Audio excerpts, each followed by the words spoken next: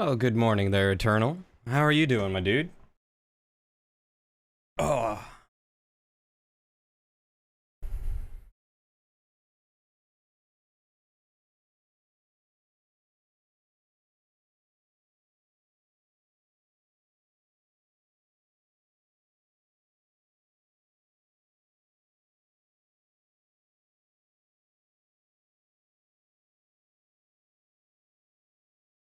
glad to hear you're not too bad, though why are you both looking forward to and dreading tomorrow? What's tomorrow?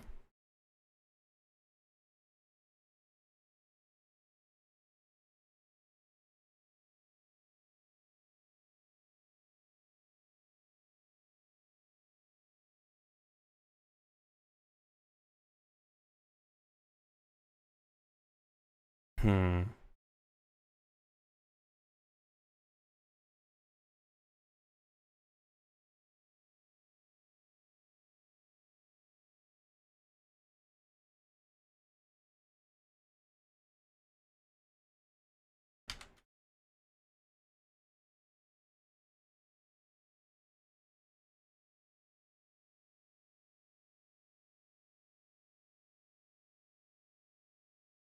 You get money tomorrow, but you also have to go get your taxes done, and the bus drivers are on strike, so you must walk.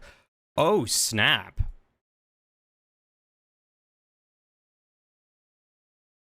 I did not hear that bus drivers were on strike in Canada. Is the union having some trouble?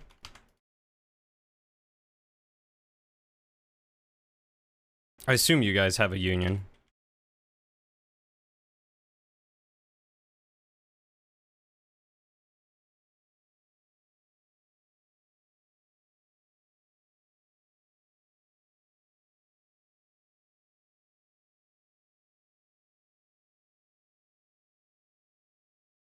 Hey, Ingle. Oh, yeah, we putting mugs on something.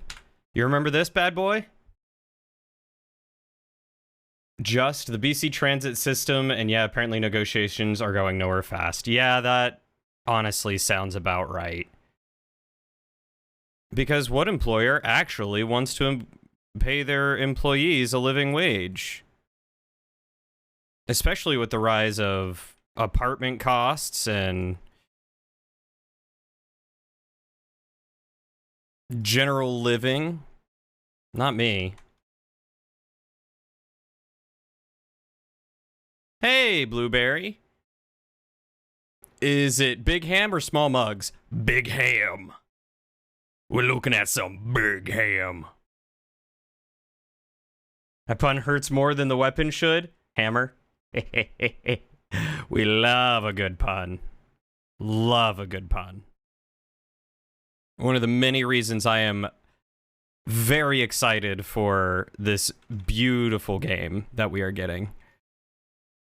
If we raise wages, we have to raise prices, they say, as they raise prices. Yeah, right? Oh no. Whatever will the rest of us do when the prices that you're already raising are raised?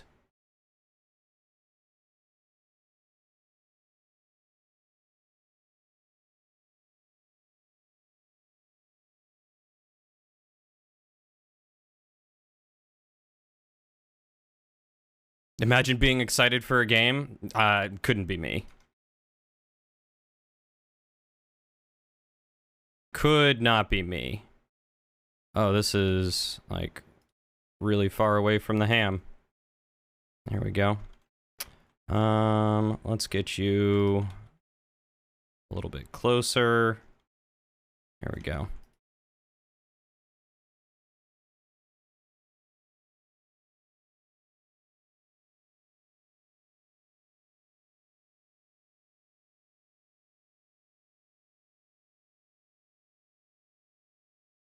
Driving home in the rain, so you won't be chatting, nor will you be paying attention to the visuals, but you will be paying attention to the sultry sound of Cody's voice as you lurk. Well, thank you, Justin. Please do be safe. I saw your picture earlier, and it looked like a lot of rain. And, we don't want you to be going fast, like Sanic. Not in the rain, no sir. It's a bad idea.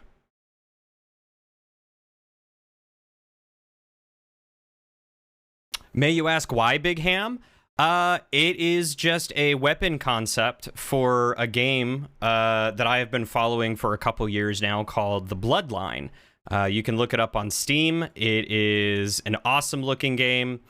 Very like Mountain Blade and open world kind of RPG inspired. Made by a single dev, a solo dev, who is just trying his darndest, you know? He's trying to do good, you know? And he's doing a good job. Don't listen to Ingle and what he says.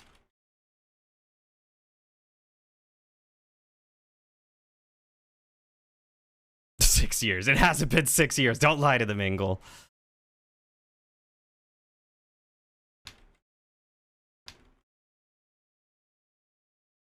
Oh, I knew what was coming, Ingle. I knew what was coming.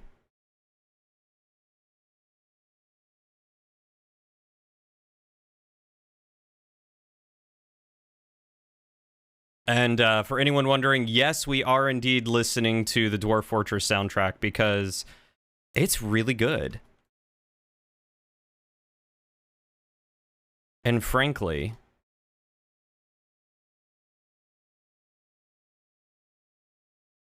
it's just a good bop to be creative to, you know?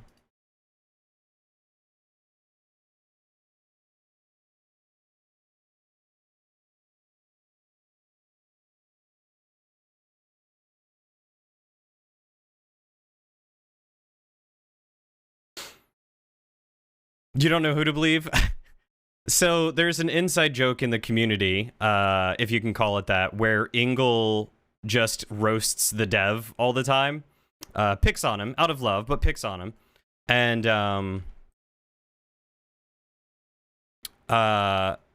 Ingle is constantly, you know, saying stuff. So it's a very good looking game, quite anticipated. Hopefully will be out sometime this year. Let's see if I can pull it up real quick.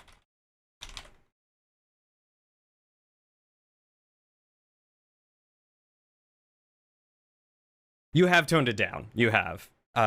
You've been a lot more openly supportive. We know that you are very supportive, and I don't think Milo has ever doubted that.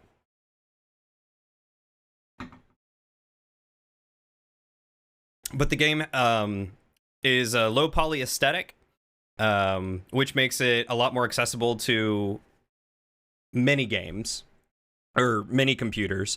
As you can see here, this is the Mountain Blade kind of inspiration to it, but it's also very open world. There's a lot of weapons and armor and skills and all sorts of and places to go. Just like awesome looking stuff.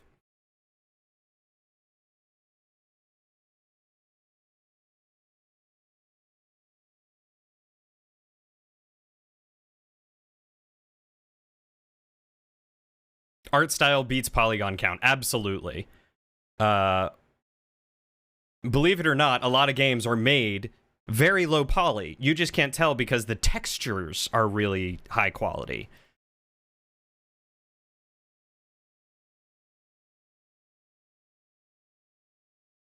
Yeah. It's all about the engine that you have, the artists that you have, and the way that you can leverage those together.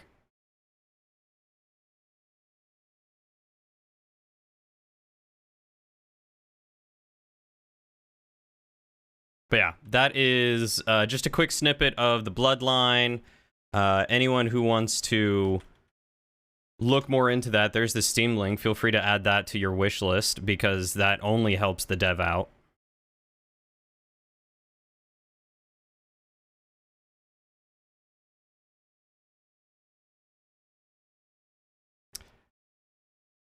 You can tell your game in a game is finding model seams, mesh mismatches, and hard edges.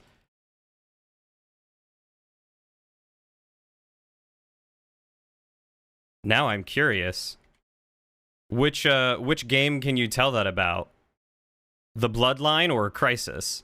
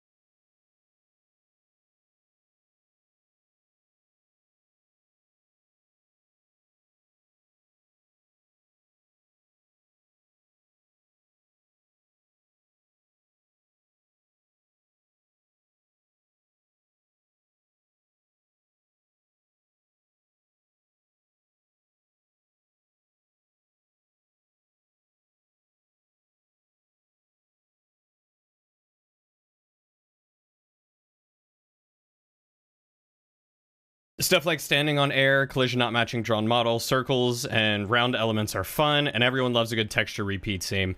I will admit, since I started doing more 3D modeling, I've started paying attention to games and their textures and how they do them, and you know where there might be seams or repeats and stuff like that.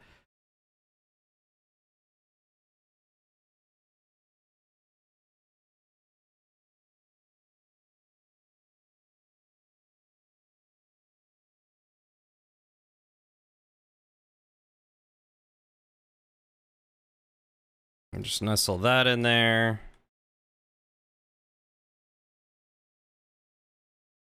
Trying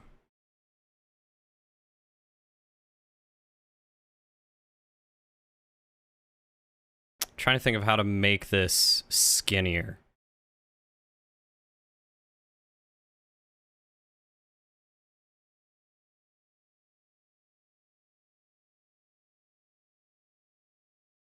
A little bit like that.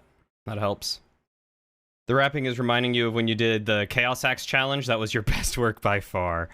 Yeah, I'm just I'm trying to make it look relatively rope-like, without, you know, going crazy. We'll see how much I can get away with that.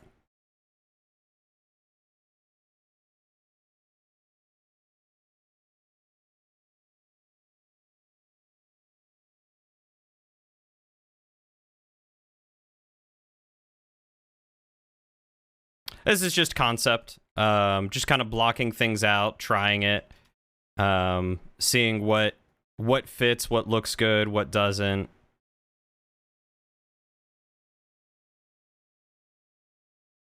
That Chaos Axe was pretty good, though. I mean, you even straight up animated it.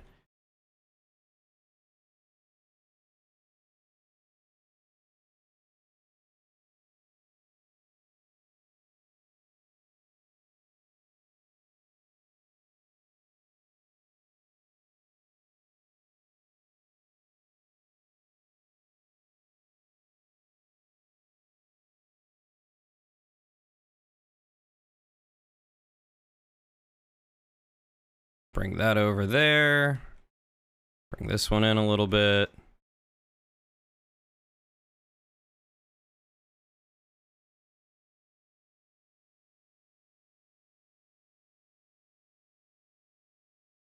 There we go. Hey, Jackie. How are you doing, buddy?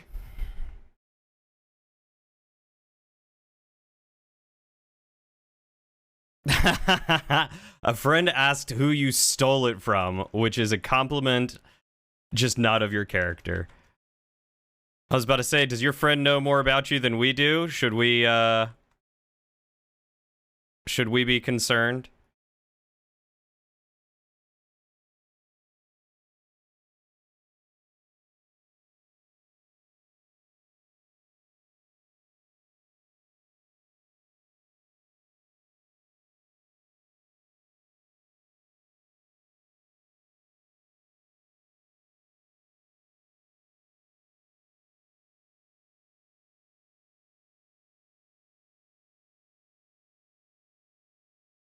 Oh, I wonder if I can...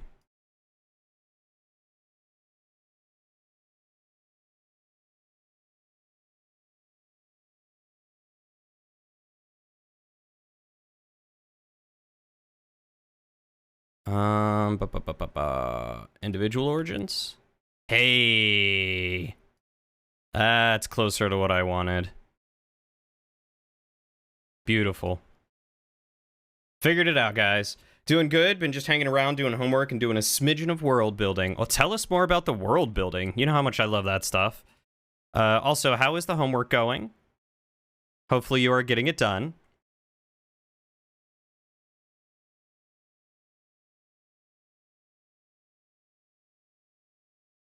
Let's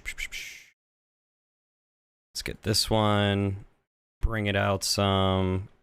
Get this one. Bring it in.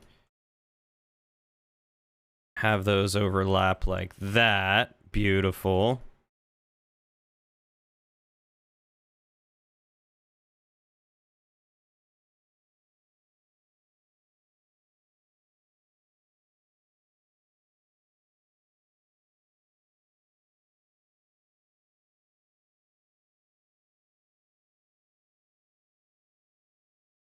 That's a problem.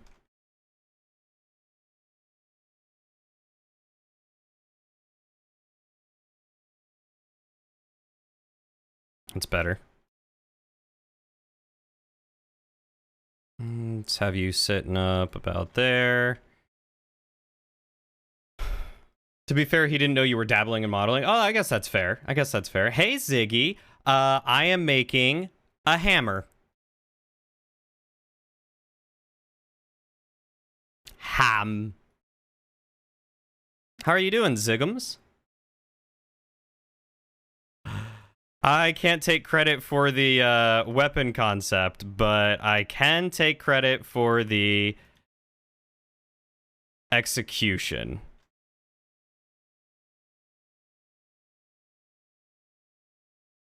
Let's slide that over there. Beautiful. I think this one would be another winning cosplay, of course.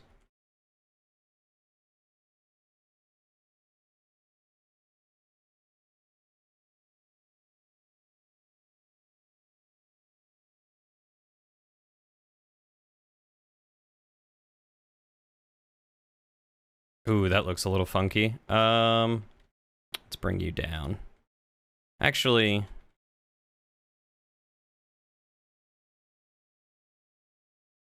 let's bring the whole thing up a little bit.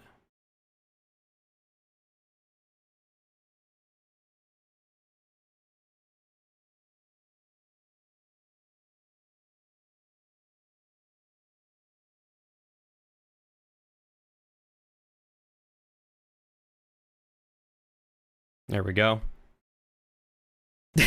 Like I said, I did not do the concept art. That was done by a gentleman on Fiverr named Green Dark. I don't know who came up with the weapon idea. I'm just executing the 3D modeling. Oh yeah, was that you, Ingle? Did you suggest that? I really gotta stop making props that you want to make. I mean, you saw the nature sword, right? With the mushrooms on it, little mushrooms for a treat. Yeah, it's not barbed wire. It is 100% rope. At least that's what it's gonna be. The concept was a giant piece of ham with some rope on it, and then mugs around the base for some reason. I'm not arguing with it. It's a fun concept. It is a fun concept. Barbed wire is just pokey rope. You're not wrong. Tavern aesthetics. And so Milo gave me a mug asset from the game, so that way it matches everything that's in the game already.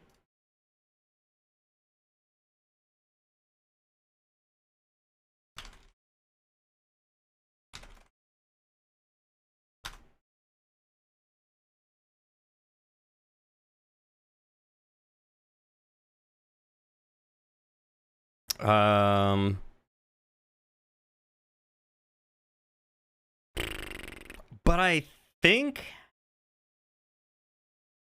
it's probably mostly done. Yeah, the mugs around the base were a very excellent idea. Like I said, I don't know who came up with it, who wanted the mugs around the base or anything, but this is for a game, Waddles, yes. This is for a game called The Bloodline, which I think I've talked about before, and I've been in the community for a couple of years, and recently started learning 3D modeling, and the dev was like, hey, do you think you could make some of this, and this, and this? And I was like, I'll give it a try. And now I'm here. Now I'm freelancing. Put some little knots tied into the rope. We'll make it a 10 out of 10. Made it home safely. Good, I'm glad. You're about to walk through the door and give your family attention. Give your family big hugs. Take good care of yourself, Justin. Much appreciate you. Okay, let's see. Let's see how I can do a knot. Ziggy, I can't wait to hear what you think of this game when you play it. I also want to fix this real quick. I don't like how oblong it is.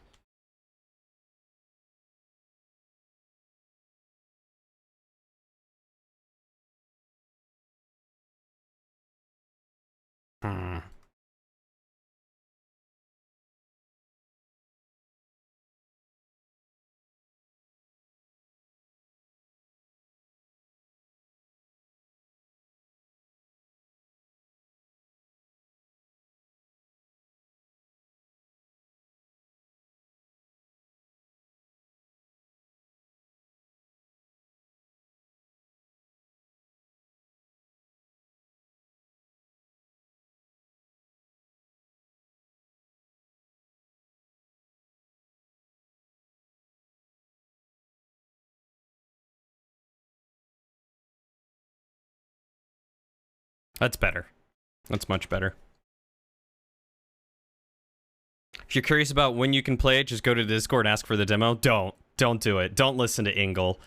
I am a moderator in the server, and if there's one thing that gets on our nerves the most, it's people coming in and immediately saying, where's the demo and when is early access?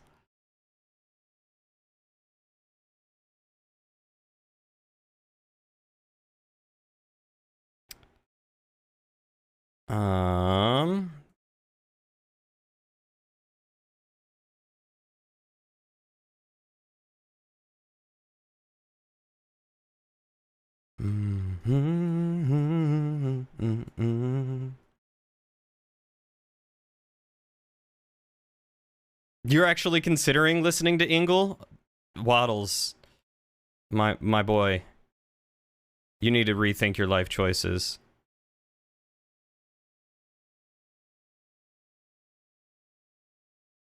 I'm not implying anything. I'm straight up warning them. Hey, Smiler. This structure that I'm making is a weapon for a game that is coming out soon called The Bloodline, and this one is called a Ham-mer.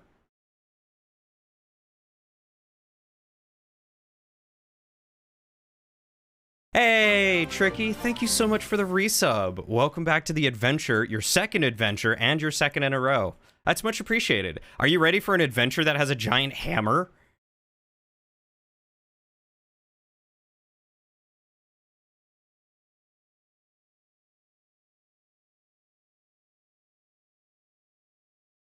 I wonder if I can get rid of some of these vertices. Let's try. Makes it a little more square, which I'm not a fan of. It looks like ham. It's ham. It's ham. So that's a lot of verts. How many verts do these things have? 188. This only has 100 or 818, but that's 246. Okay, yeah, so it's probably the mugs for sure.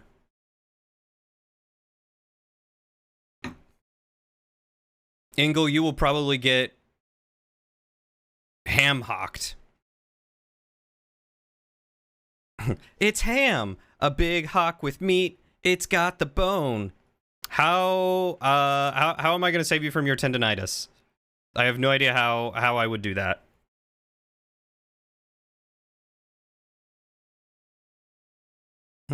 Maybe I can get rid of some of these.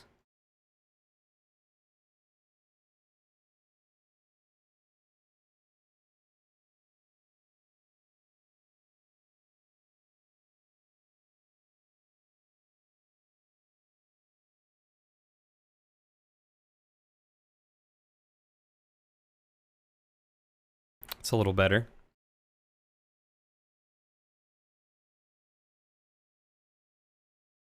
You went bowling today, and now your hand hurts worse than getting it cut off. Maybe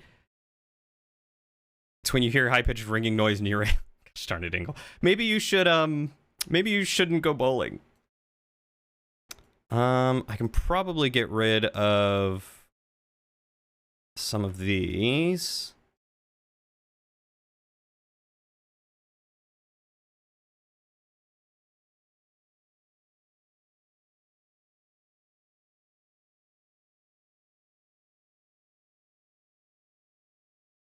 I can probably get rid of this one.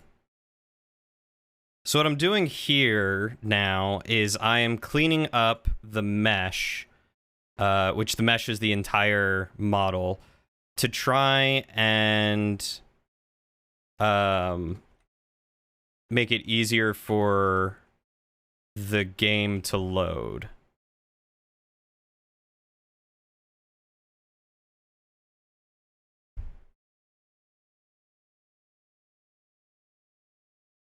I get rid of these. That doesn't look bad.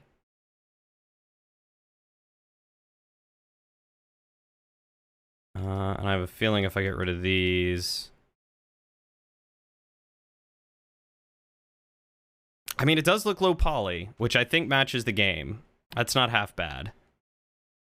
And I have reduced it down to just below 2K vertices, which is good.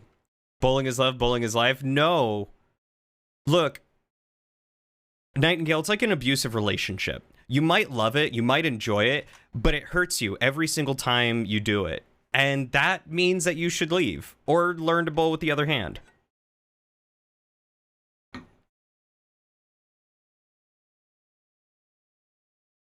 I mean, the poly count on the ham is... The vert count is 290 on the ham. The vert count on the mug, you're right, is 188. Like, it is almost... that's hard to see.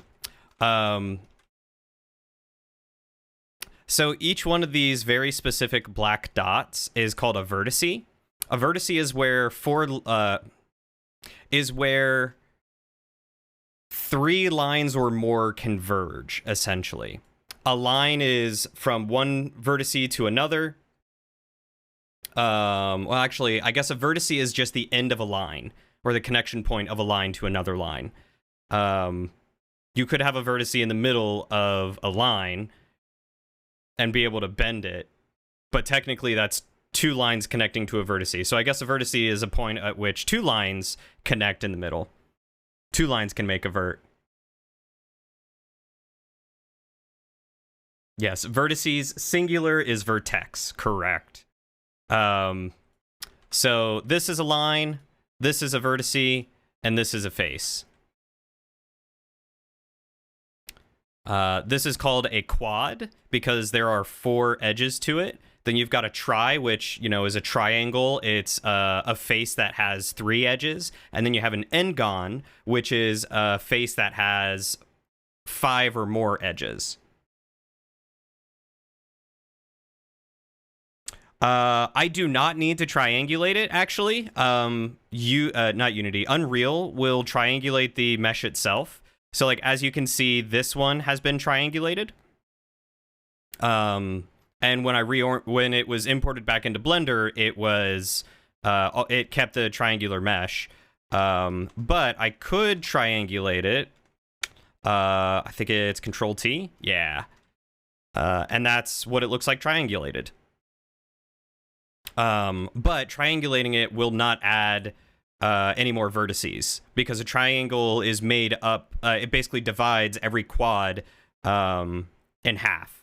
So it goes from 288 faces to 576. Or, yeah. So.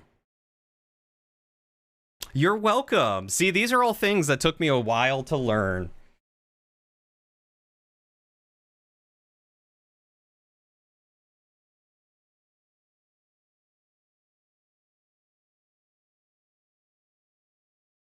Sprite and Octopath Traveler. The second one has come out. Hasn't it? I'm pretty sure the second one's already out. Oh, okay. I just saw Waddles' message. Yeah, okay, that makes sense. Yeah, I mean, trying it probably isn't a bad idea, but Unity does a really good job at doing that itself. So I usually don't have to worry about it, which is nice. Did I say Unity again? I meant Unreal. Gosh darn it. Tabletop Simulator does not. That makes sense. Yeah, definitely a good point to triangulate it then. Okay, so now what I have to do is I have to mark seams for every important part of the model.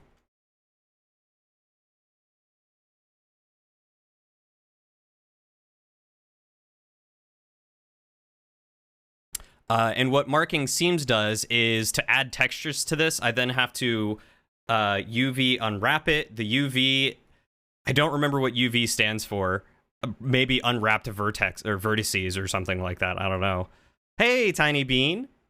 But that is how you apply textures to it.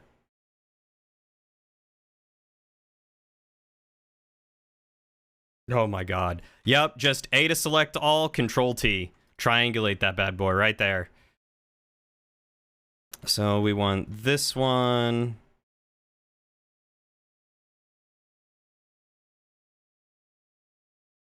And we're going to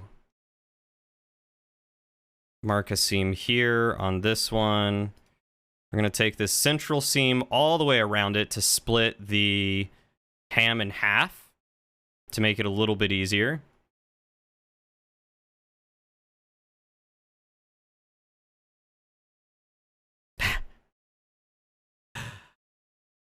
I honestly don't mind texturing. It's pretty cathartic to me. It's a lot of fun, in my opinion. How are you doing today, Tiny Bean? Did I ask everyone how you're all doing? How is everyone doing? So we are going to select these two and mark that as a seam. And then these two and mark that as a seam. So that'll split that up and just make it easier for me to UV unwrap things later. There it is. So this one, and this one, and this one, and this one, and this one, and mark as a seam. Nope, that's not what I wanted. 1, 2, 3, 4, 5, 6, 7.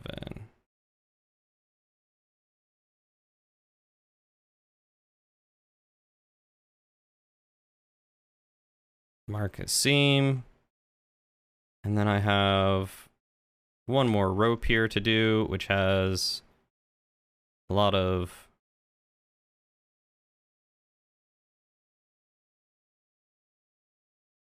and mark a seam. So that should be the inside, outside, and then two sides. So that'll cut the UV down for me and make that a little bit easier.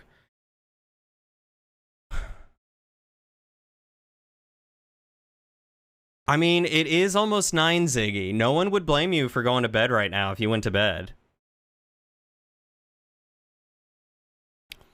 Waddles could be better. Everything okay with you, buddy?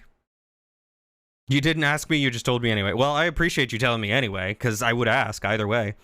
You're sleeving more cards. That's good to hear, Ingle. Don't give yourself tendonitis. I hear it's bad. Ziggy sleepy. Blueberry is also sleepy. Why, Ziggy and Blueberry, why are you sleepy? Tiny Bean, what? You shouldn't procrastinate. I mean, unless, you know, you've got time, then I guess it's okay. I'm one to talk because I definitely procrastinated in college and high school. Hey, you got your case in. That sounds awesome. Okay, so...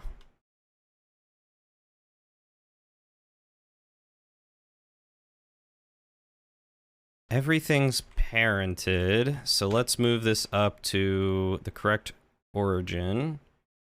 Right there. Where is it? Here? Here?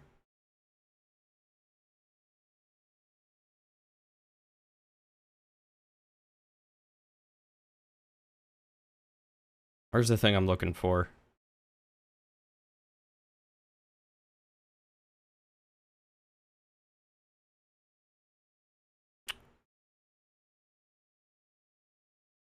Is it only... there is a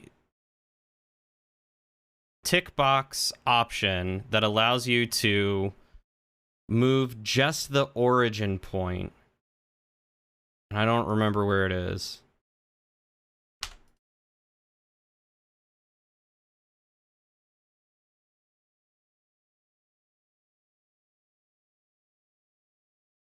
Not it. I could have sworn it was, like, in here.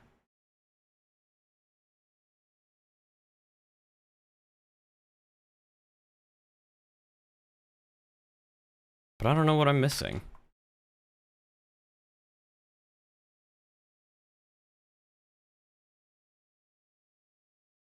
No, there's actually something that allows you to physically move it.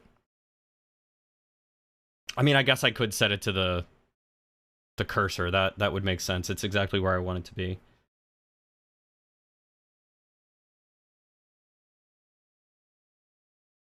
Oh my god. The whole testing department is planning to quit as soon as you find new jobs. I certainly hope that they help you find a job. Hey, Cosmic Convict, welcome to the stream. Feel free to lurk away. We love lurkers. You are more than welcome to. Control period.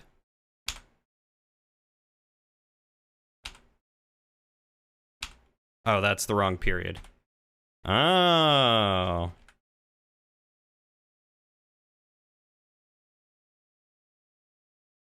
Nope, control period did not do at all what I wanted.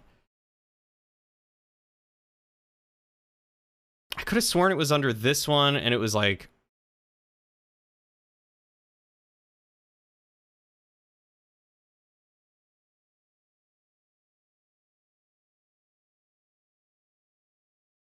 see, now, like, I know how I can fix it, but now I'm just...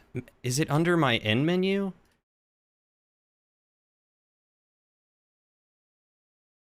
Now I'm gonna go crazy trying to figure out where this option is.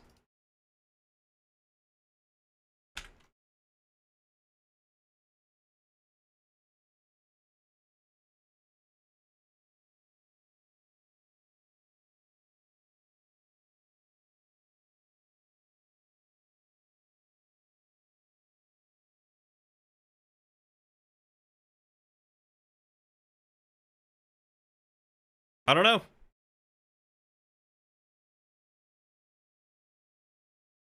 You know what? They are. Everything's parented to the origin. Okay. So let's, how do I clear parent?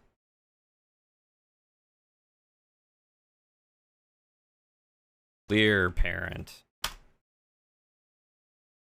That's not at all what I wanted either.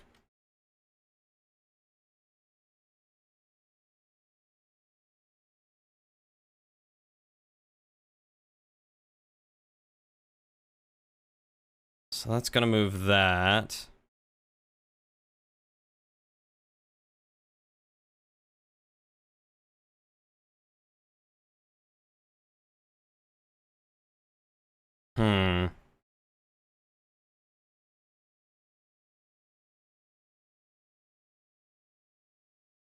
Well, good. At least they're helping you try to find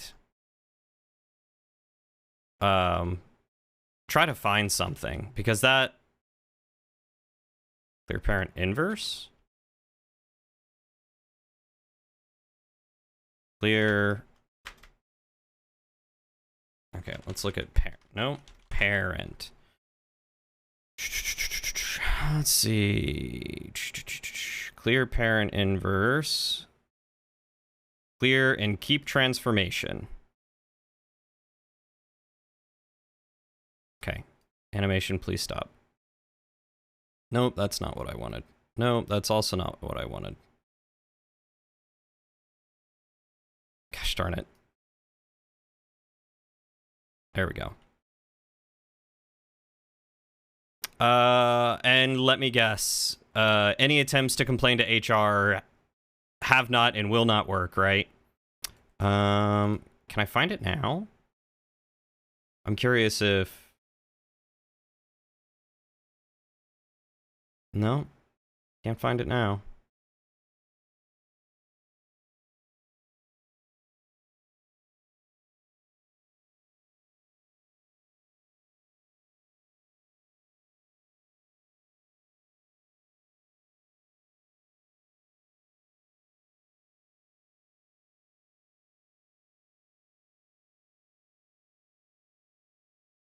You don't have an HR department?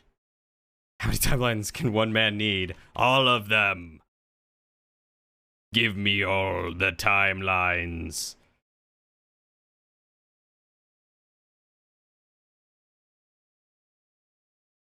I am driving myself nuts trying to remember where this stupid thing is.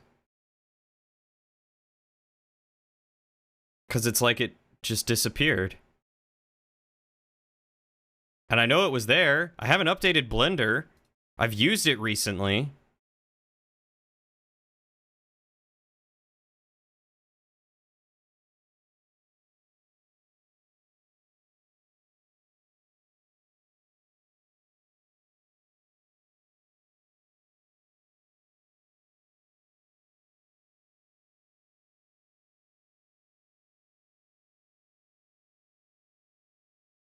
Is that the same as...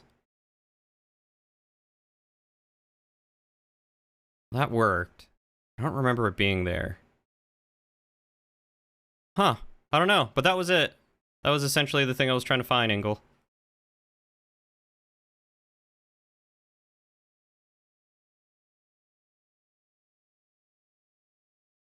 Gosh darn it.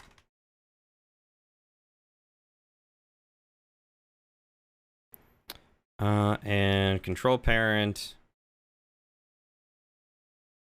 Actually, I should be able to just...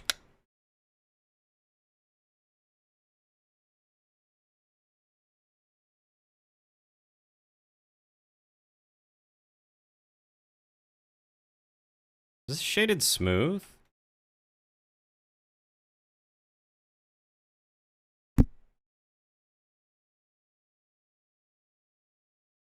It was. I don't know why that was shaded smooth. That's really weird. Okay. This is a very small company that has expanded too fast and is incredibly understaffed. Honestly, that sounds like a lot of companies these days. And I'm very sorry to hear that. But I don't blame you for trying to find someplace new, and I encourage it. If a place is not treating you well, then you deserve and have the right to bounce. Okay, we don't need that anymore. Why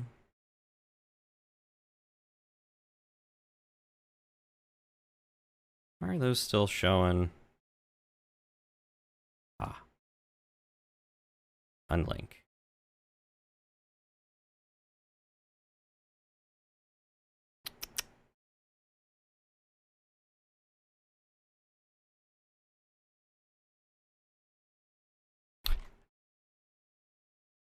Oh, are you talking about my Discord notifications? I didn't even realize that I had any.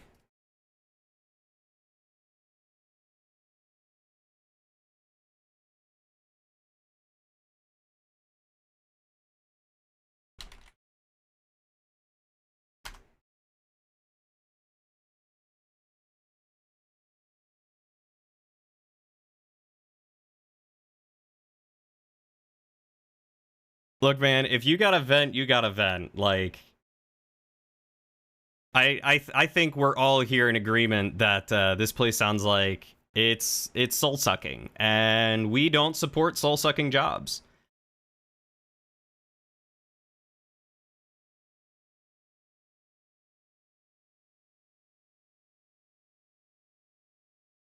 Also, I'm pretty sure it's illegal to have someone work over 8 hours and not give them a lunch, which they have to be paid for.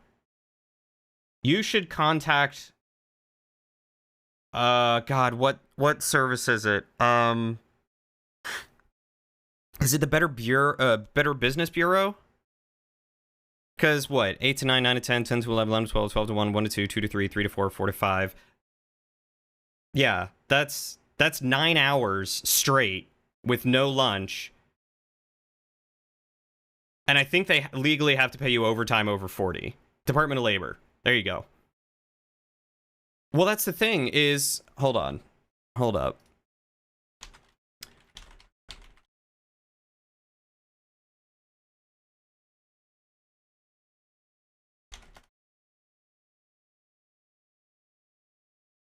Wait, you get a lunch, but it's not paid. No, that makes sense. I'm sorry. I was not thinking right. Most places will make you work 9 hours without a paid lunch, or 8 hours without a paid lunch, so you're there for 9 hours. I was thinking that they were making you skip lunch. I was like, that's straight up illegal.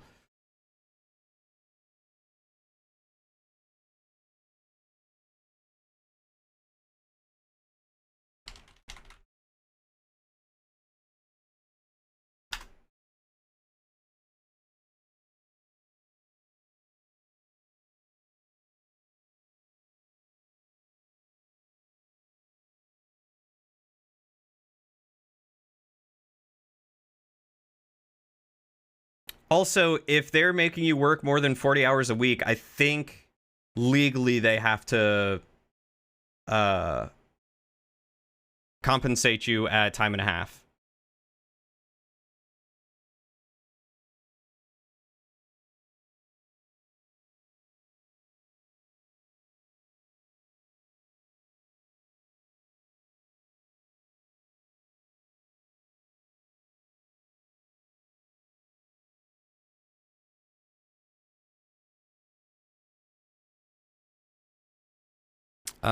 Anyway, I was...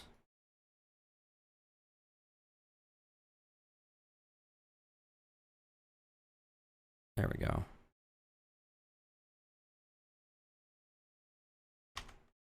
That's better.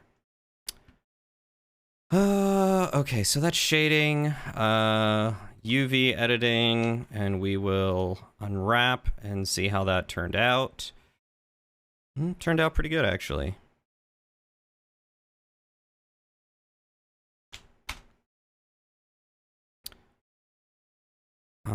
Missed some islands.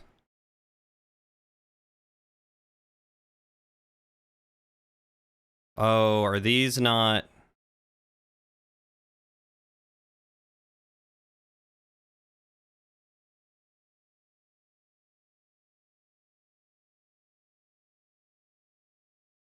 Hold up. Do these not have any seams on them? Were these not seam...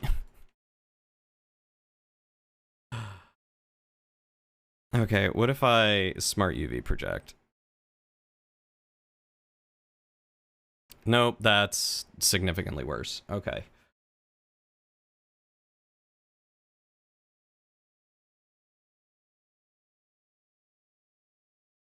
Ah, I see. So there's no overtime because you're not working that overtime. I guess that makes sense.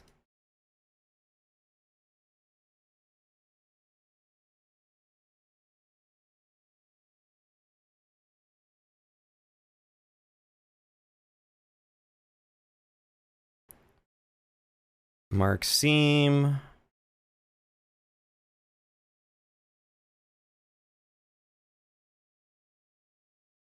See, this is the annoying part. I was hoping that this model would have already had its seams marked,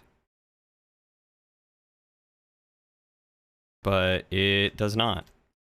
Oh, son of a gun.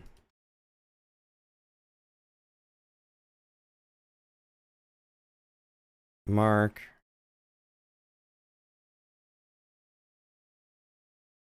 They're separate objects. It's not one whole mesh.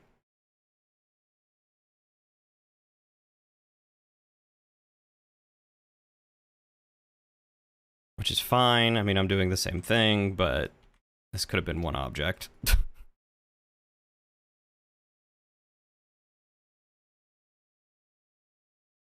They are individual mugs, and I believe that I can copy...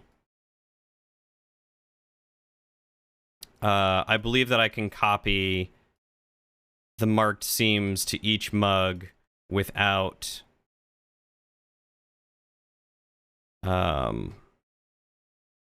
without messing up the orientation of stuff.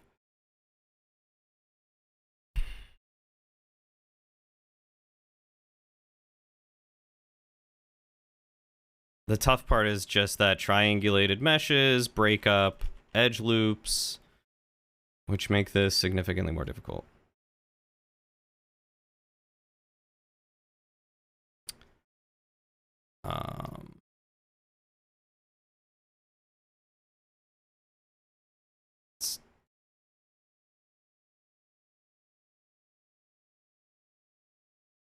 Such a pain on the eyes.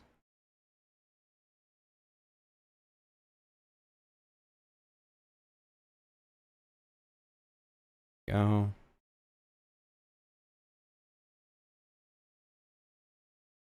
That. And let's...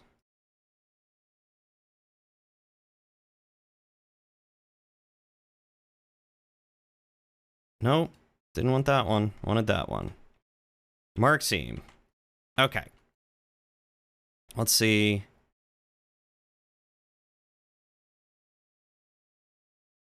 Oh, these things don't have seams on them either.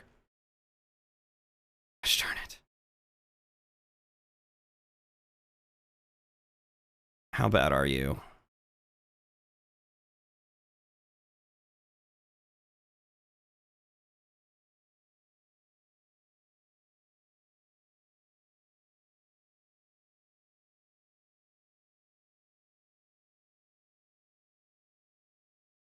Let's mark those seams.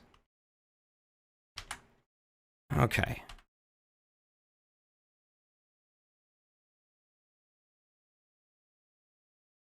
And then there should be a way for me to...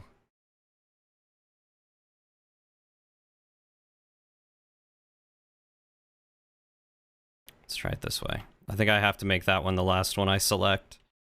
There should be a way for me to copy seams over. Let me... Is it Control M?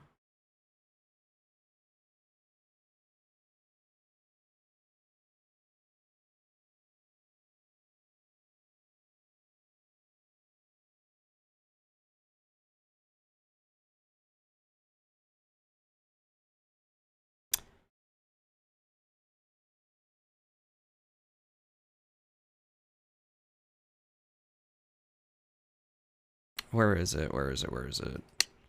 Mesh.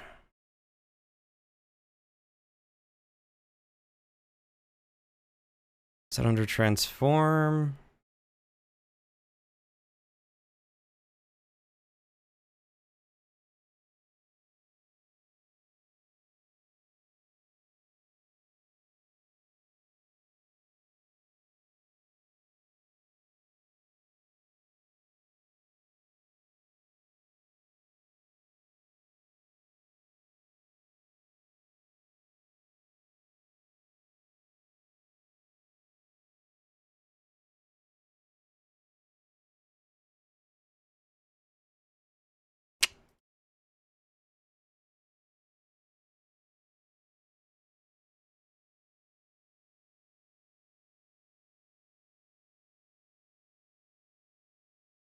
What is it?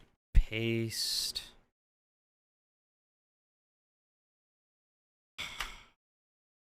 Apply? No.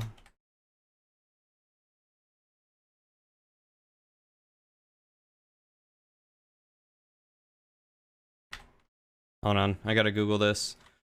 Apply seems to selected objects Blender.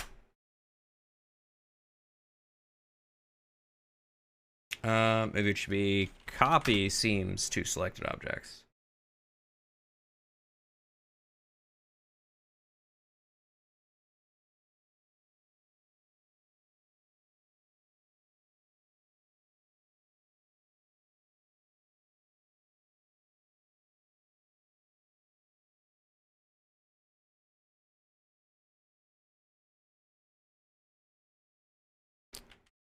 Ah, it's L for link. What? Control L.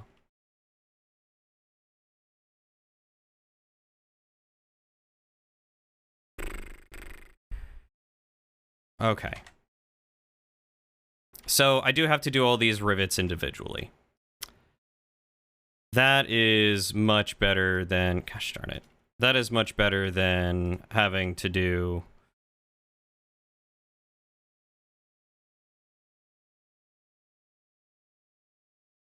everything individually.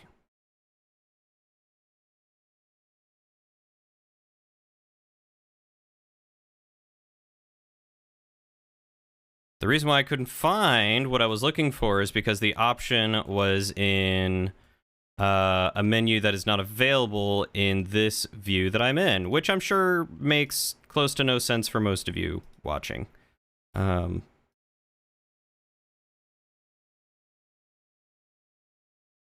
But that's okay.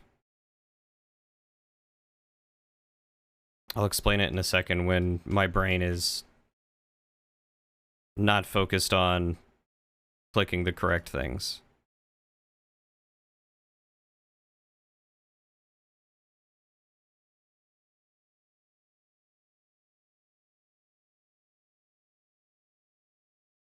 Dun-dun-dun.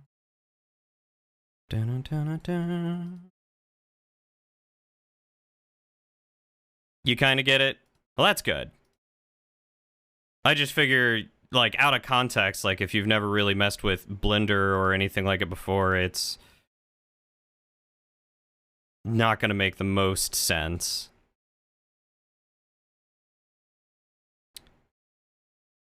Bum, bum, ba-da-ba-ba.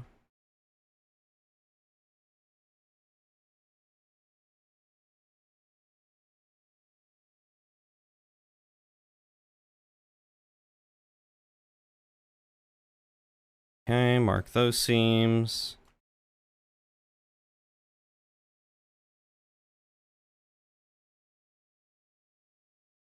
Bum, bum, ba-da-dun, dun, dun.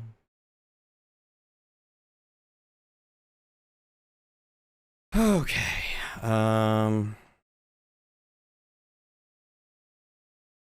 There we go. You made a smoothie once, so you basically get it.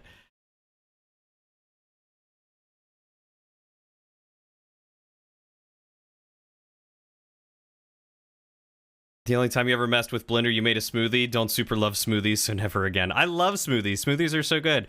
Okay, so in Blender, you have two different modes of manipulating. Well, you've got many modes, but you have two primary modes of manipulating objects. You have your object mode and your edit mode, which you alternate between by using tab.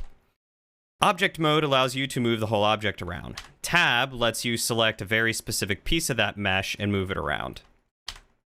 So the menu I was looking for is not available in edit mode. It's only available in object mode.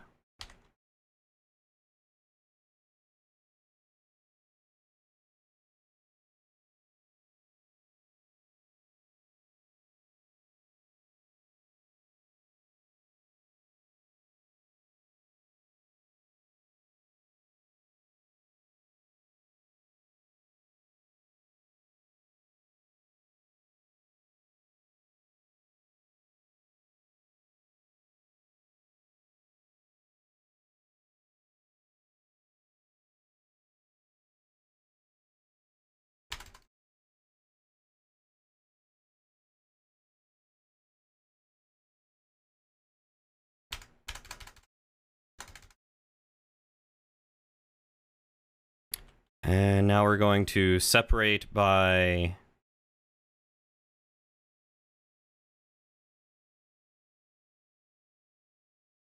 selection. There we go. Can I make this easy and by loose parts?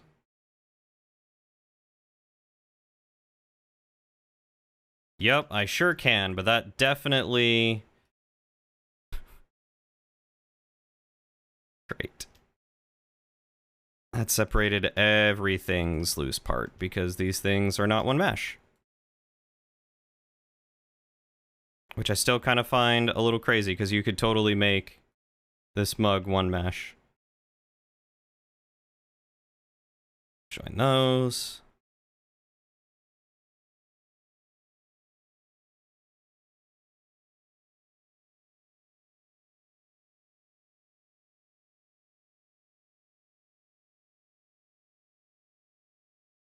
Man, I want a blender now.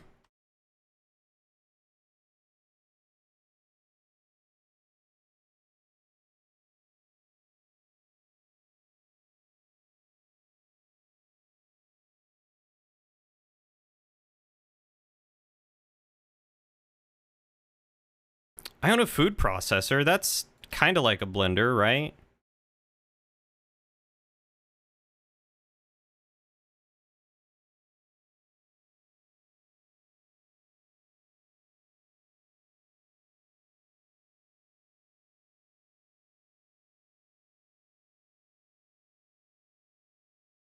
Why are you selecting things through the object? That doesn't make sense.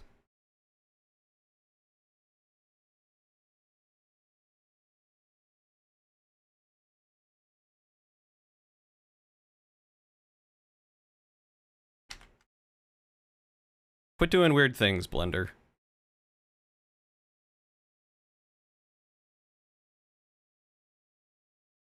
I guess if you're gonna do weird things, you'll do weird things to my benefit. How's that?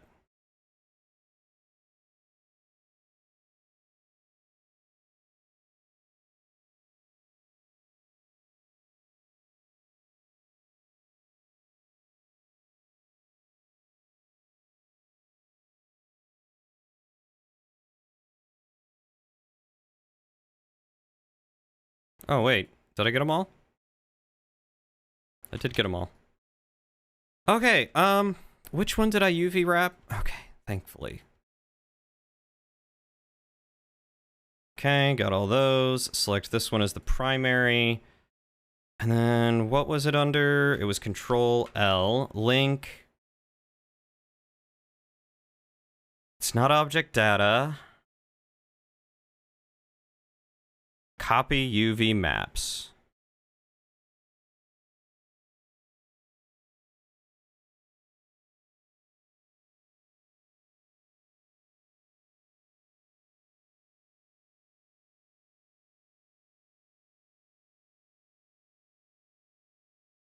This one, Control L, copy UV maps. Transfer UV maps. Transfer mesh data?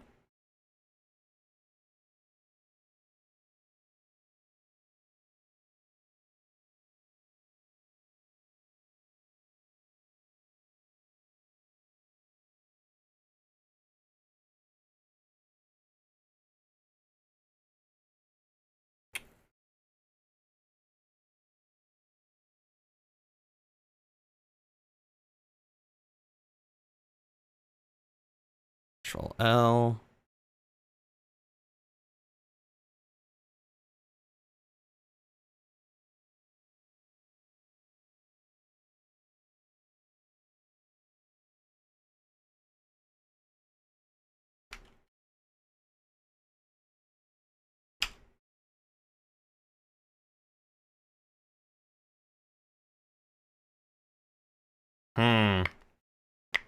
Call now, we can get you a blender for $19.99 and get one free. I mean, Blender's already free.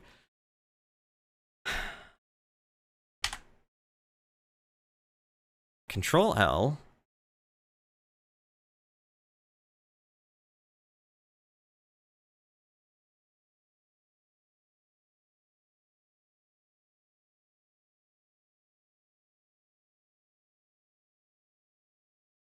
Data type, UV seam.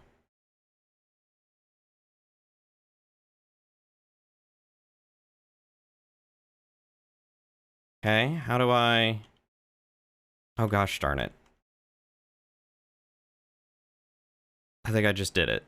Transfer mesh data, UV seam. There we go. Okay. Select that one, Control L, transfer mesh data, UV seam. Boom! Are you kidding me? Why did...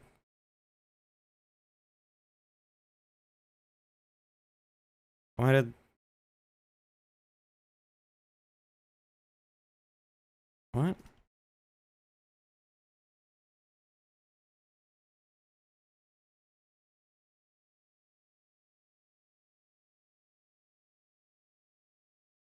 Control L, transfer mesh data, UV seam.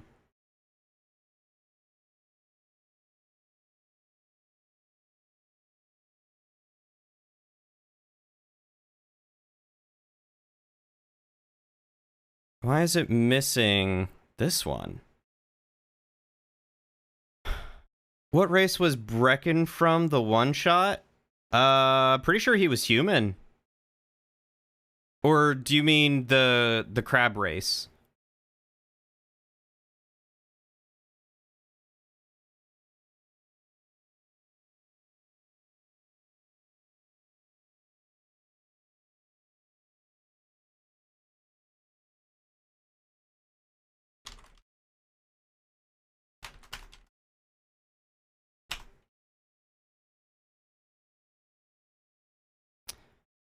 So why?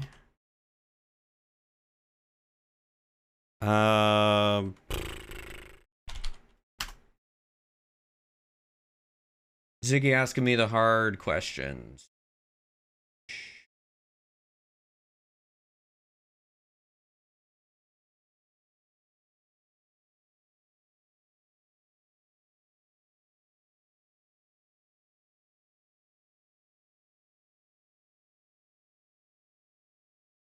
Chul. No, not Chul. Chul was the name of the monster that you fought at the end.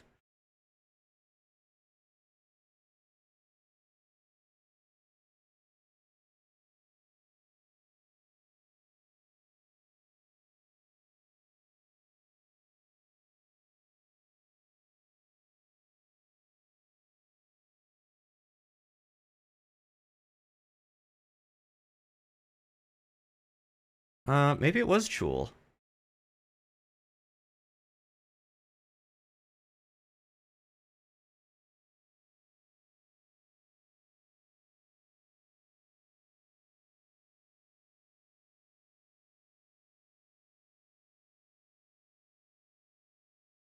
It might have been Chul.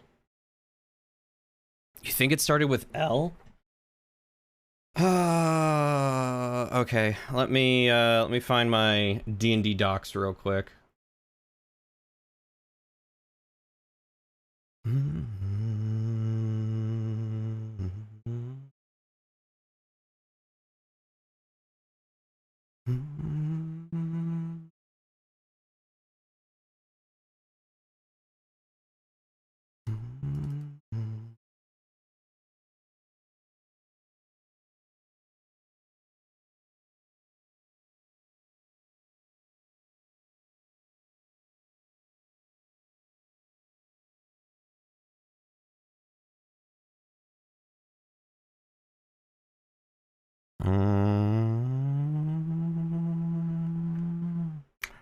Lithodian.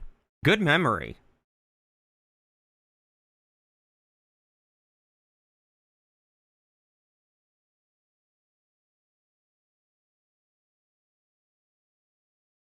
I don't think I ever wrote down Lithodian in my notes. I don't think I ever wrote down what the name of the creatures were. Lithodian. No, I did. No, in fact it was in my notes quite a lot.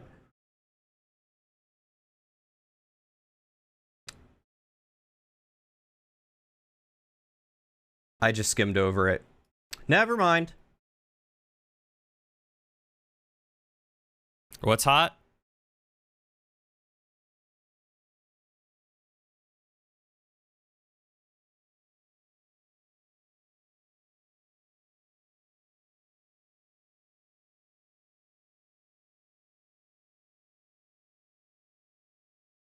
What the heck?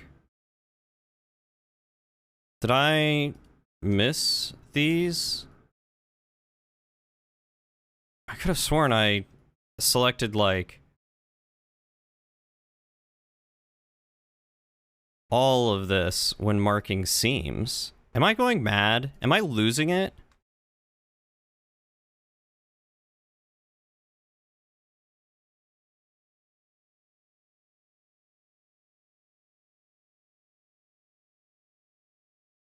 What?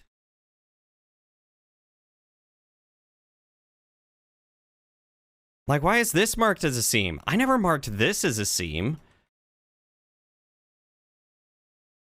Never marked that as a seam. Never...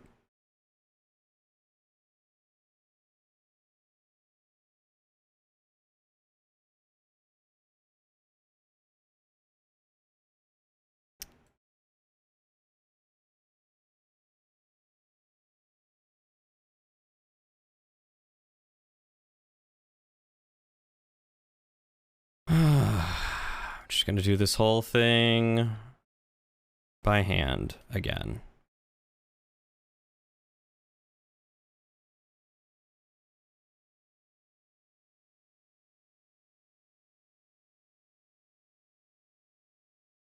My forehead temperature is probably around 97.6. I tend to run a little cold.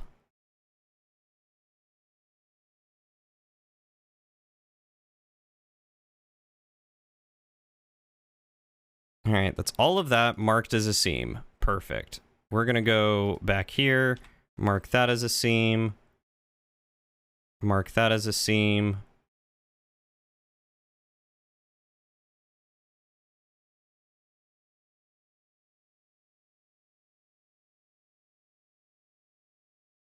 Is this...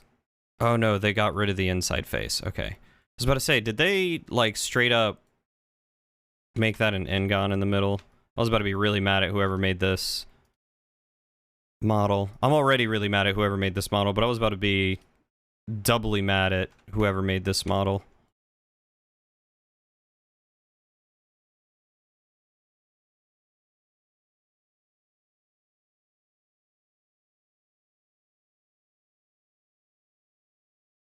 That's mad hot for forehead? Oh, well, I guess I'm thinking internal temperature, not forehead temperature. I'm probably more like that on the forehead. I don't often take my forehead temperature.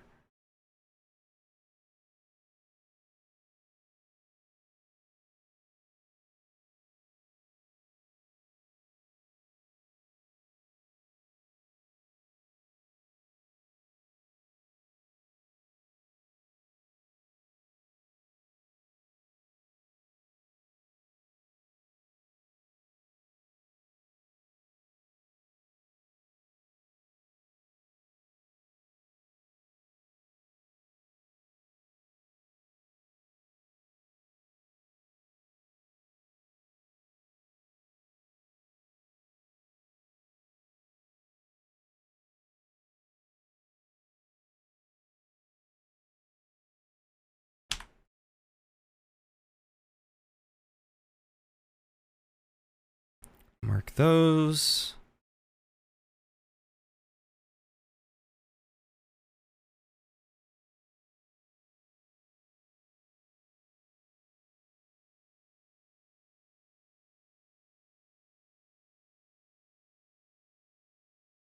I don't even think I marked the inside seams.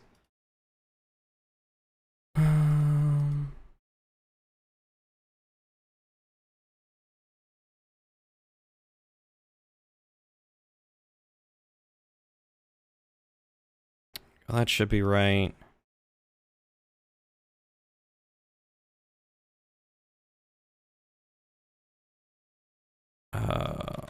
Z, select that. Nope, not that one. Gosh darn it. That one, and that one. Mark those. Come down here.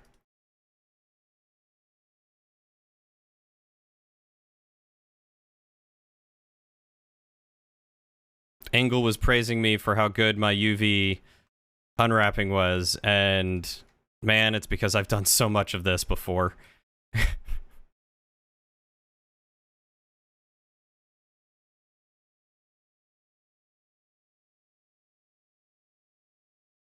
My ham and ropes look great. This mug needs to be taught a lesson.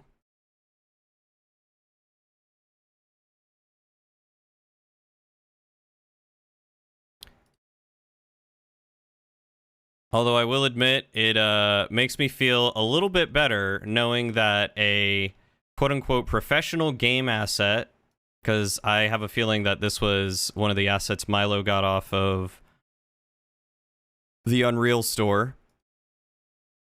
Can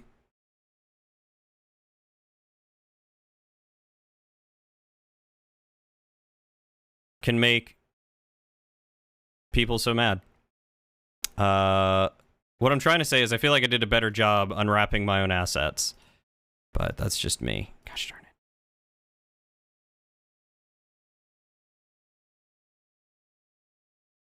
You know, Ingle, one thing I noticed while watching The Last of Us is the Dwarf Fortress soundtrack reminds me, or The Last of Us soundtrack reminded me a lot of the Dwarf Fortress soundtrack.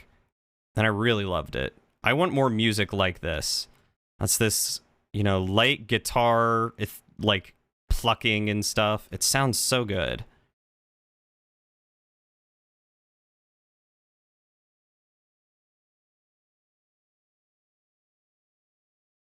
You know, honestly, every time I had my temperature taken during the time of COVID, I never actually saw what they put down as my temperature.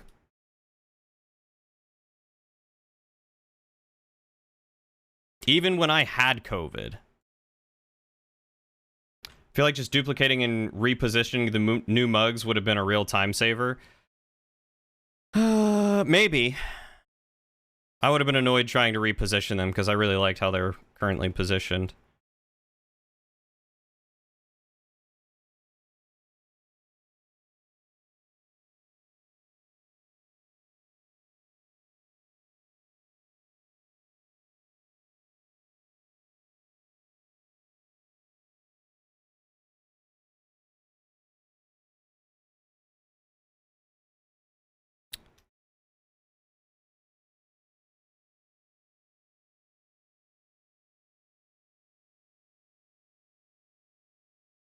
Okay. Link, transfer mesh data, UV seam.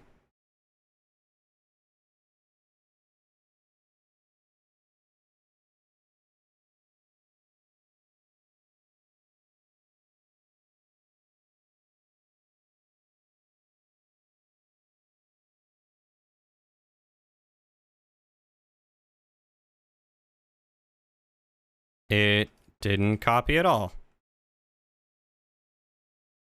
Transfer mesh data. UV seam, topology. Yeah. Why are you not working now? Am I doing the wrong one again? Copy UV maps. Was it that one? It was not that one. This one's still good.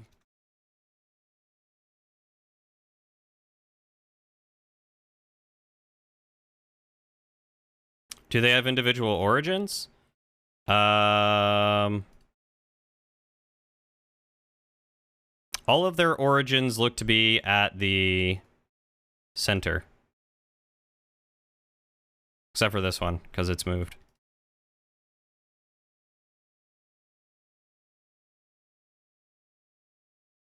That's why I thought the transfer mesh data topology.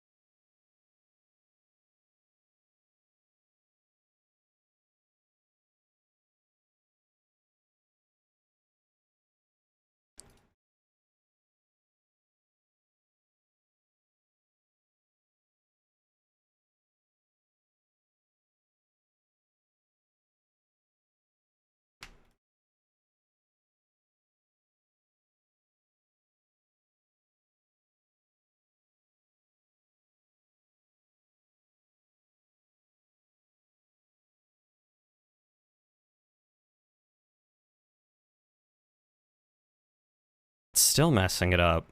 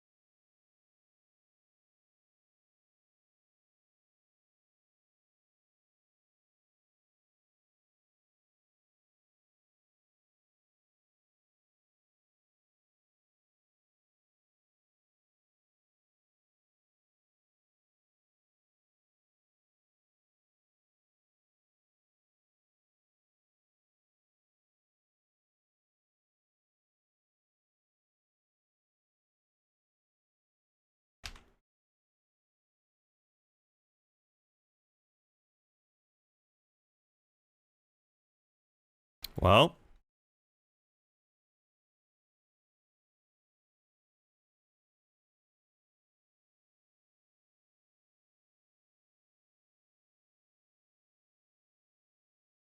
when in doubt,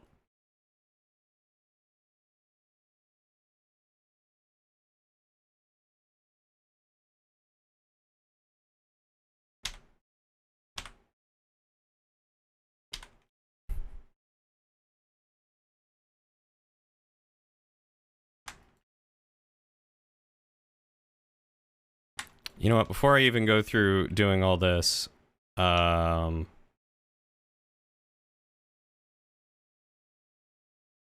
that's a decent unwrap job, actually. When in doubt, just delete everything and start over? No. When in doubt,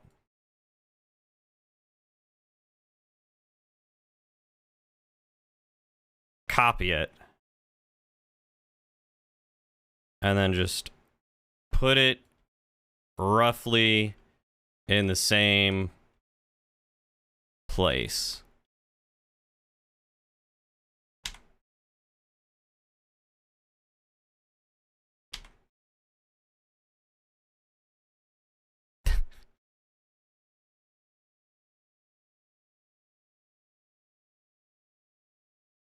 Because I do not need to be spending that much time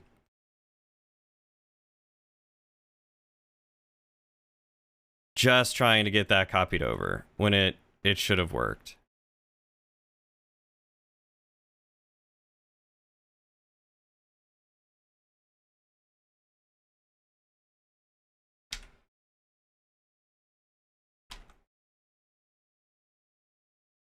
You know what? I don't even need that anymore, so I'm just going to delete it.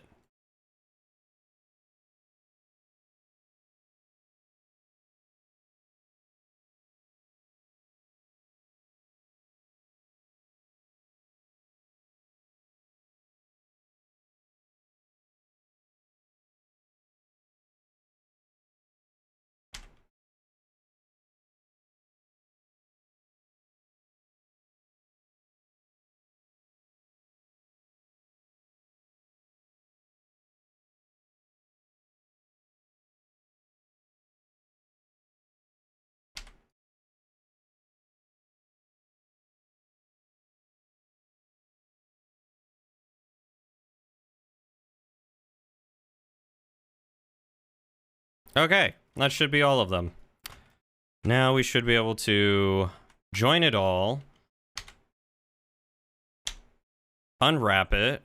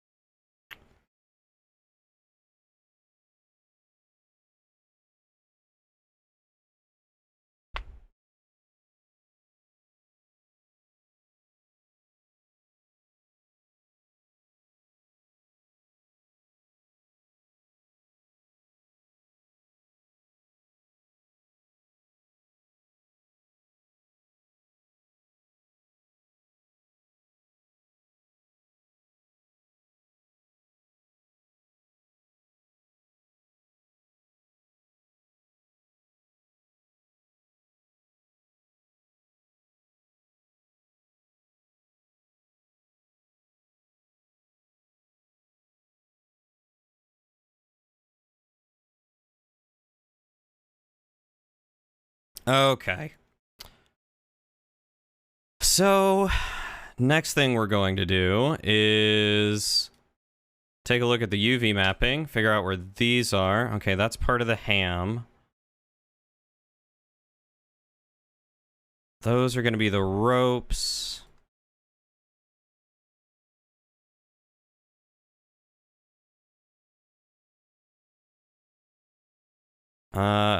Actually, you know what? That's a really easy way to tell. Anything that is already triangulated is going to be the mugs. So what I can do is save myself a bunch of time.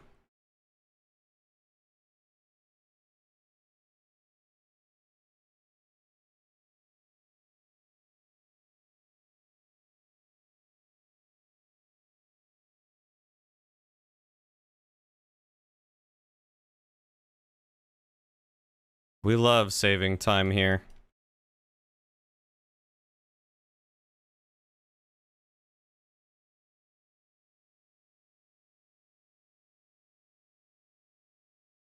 Do I do a lot of 3D? Not too often. It's a hobby that I recently got into, and I really enjoy doing it. But I am primarily a gaming channel.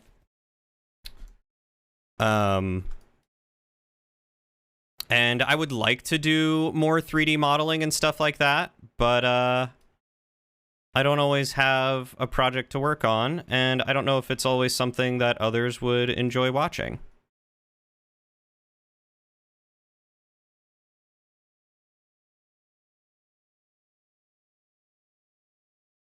But Milo, the dev of this game that I'm making the assets for, gave me the go-ahead to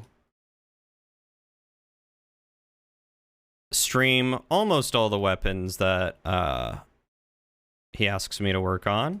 And this one he already announced, so I figured, you know what, why not?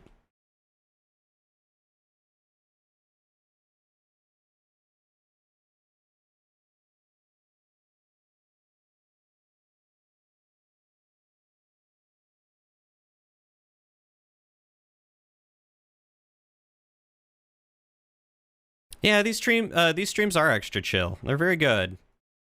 I enjoy getting to do them when I do them.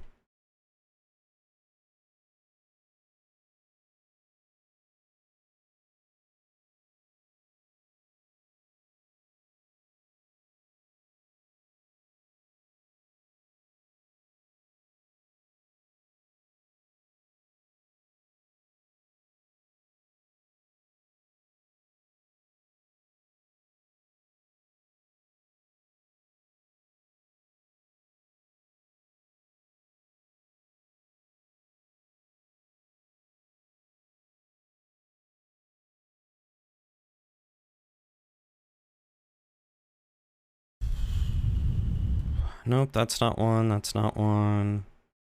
Are these some? These are some.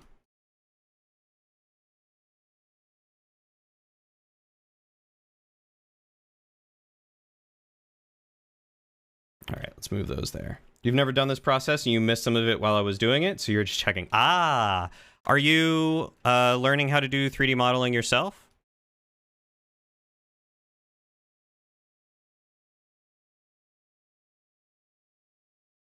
What weapons do you have the choice of, Ingle? Also, I should probably...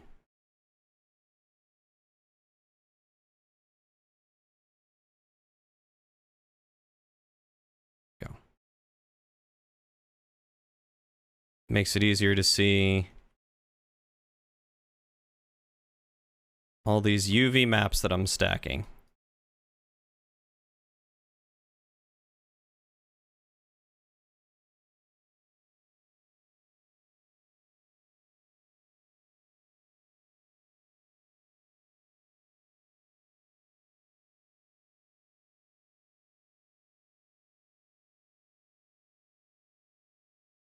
On and off for a couple years, you're a 2D illustrator and work a lot, so you don't get to as much as you'd like. I totally understand that. I work full-time doing IT administration, and don't get the chance to dabble in Blender as much as I would like to. But, you know, it's the point of a hobby. You do it when you can. But coming in as a 2D illustrator, my man, you are going to have a much better time with things like UV unwrapping and texture painting. Having any sort of good artistic background is a godsend when it comes to texturing your own stuff. Something I haven't tried too much of yet myself is procedural textures, which are also pretty neat. But they're a little bit more complex.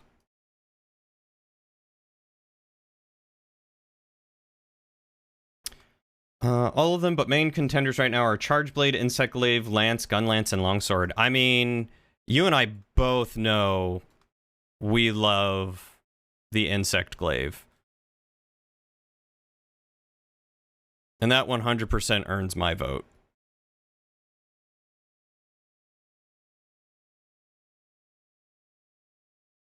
You do have a 3D community where you release a bi-weekly challenge if I'm ever just looking for something to model, not a plug. I would be interested in that. We attempted to do a bi-weekly challenge in the Bloodline, which was great for the first few months, but then kind of started to fall off. So it was hard to keep it going, and then life just got in the way, and decided to not moonlight it. What's the term for shutting something down but politely? Sunset it? I think it's sunset it.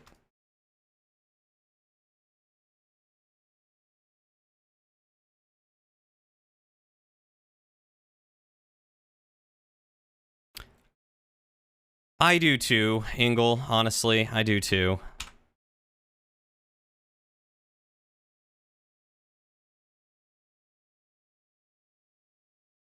The Blender challenges were truly a lot of fun.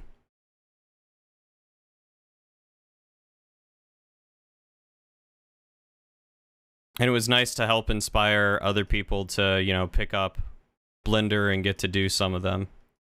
But,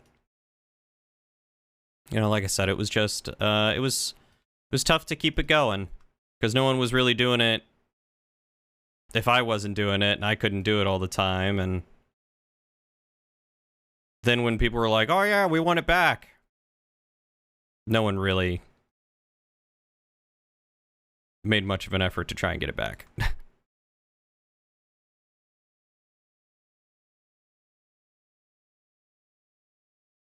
Including myself. I didn't make much of an effort to get it back. I had too much going on. I couldn't own that like it needed to be.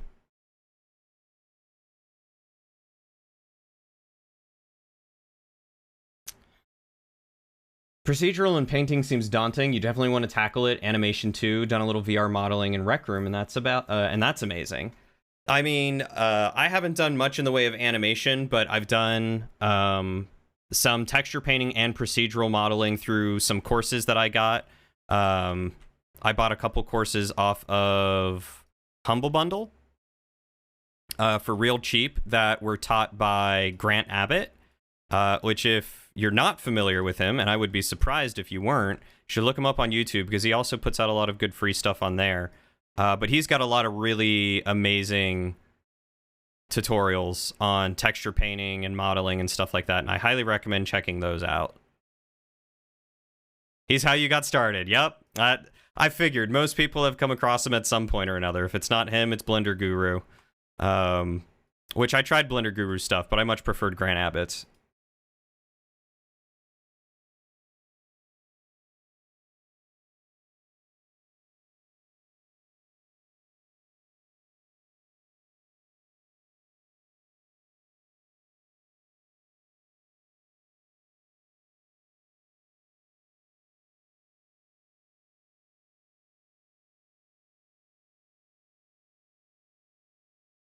I don't even remember who that guy was, Ingle, if I'm honest.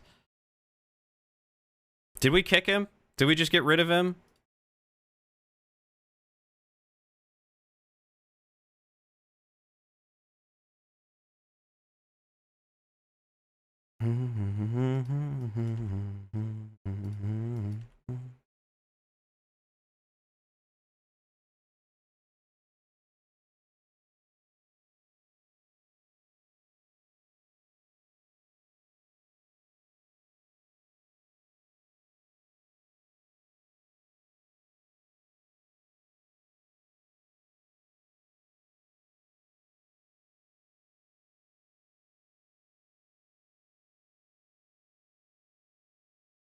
Oh, was that who it was? Like I said, I don't even remember that guy coming around.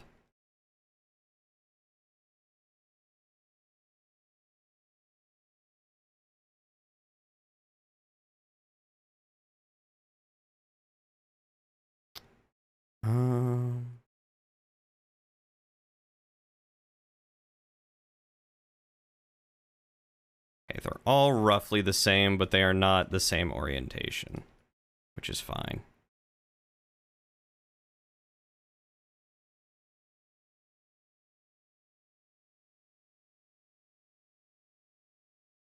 Just trying to keep like sizes with each other.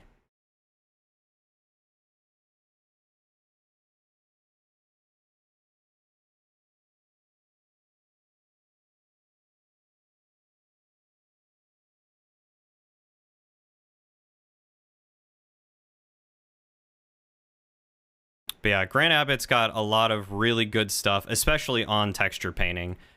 He's who I have followed in doing a couple of texture painting things, and my god, that man has some of the greatest, like, recommendations and stuff when it comes to texture painting. He truly knows what he's doing.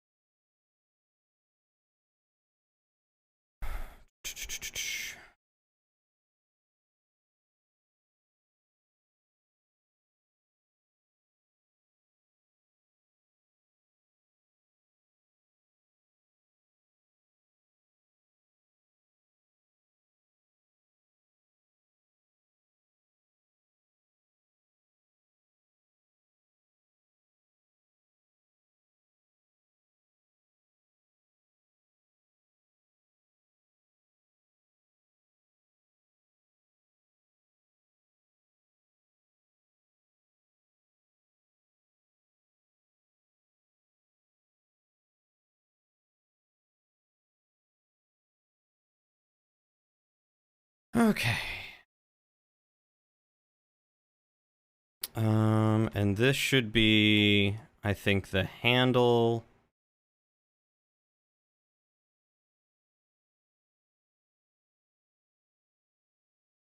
That might be the last of the mugs stuff. Thought it was the handle.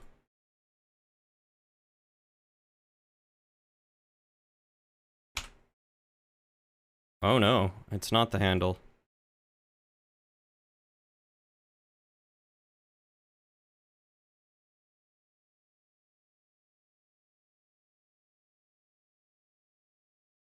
You need to revisit his channel and do some tutorials. You focused hard on modeling because your computer at the time was a potato.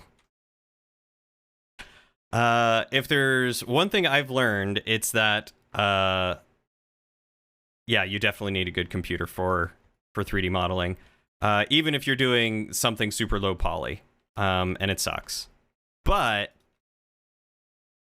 what you can do is pretty darn amazing once you,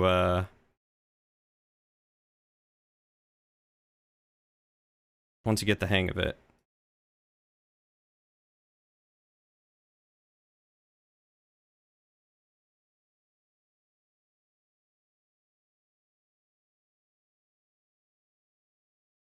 Okay, so let's start getting stuff organized. That's more mug stuff.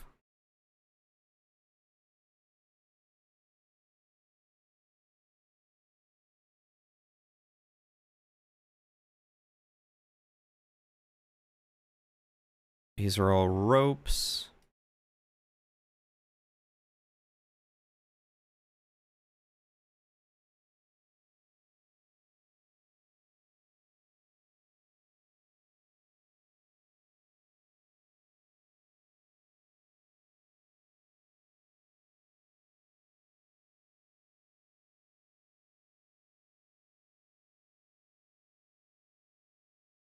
Go. What kind of potato? I hope it's a Gladys potato. Okay. Okay, so this is the bone. These are the ham heads.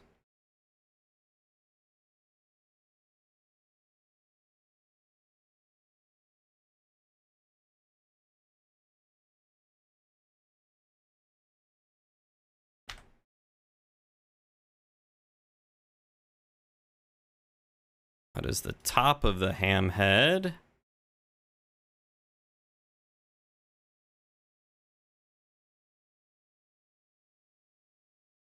I don't know where that goes. Let's find out where this goes.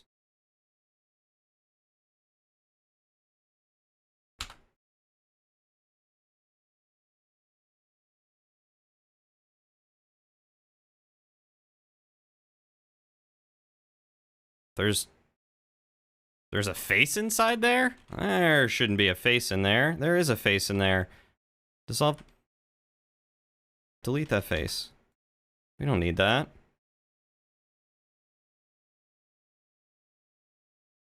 Alright. Duke of York? That's a potato? Fine in its day, but it was a 10-year-old potato. I've never heard of the Duke of York potato.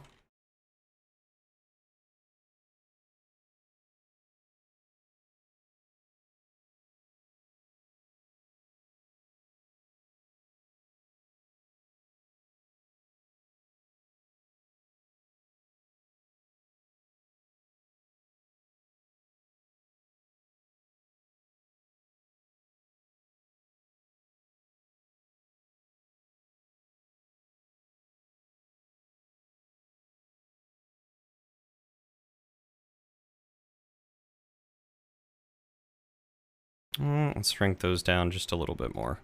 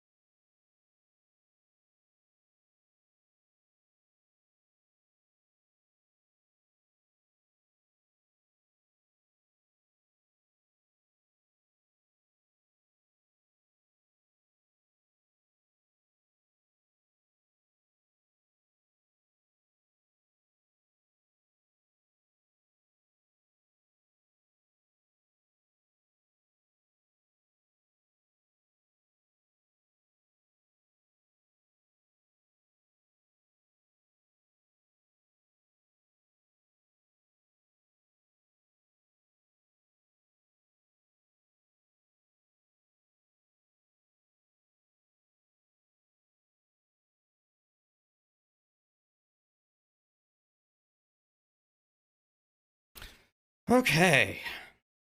I've got some ham in the fridge. You want a ham sandwich, Nightingale?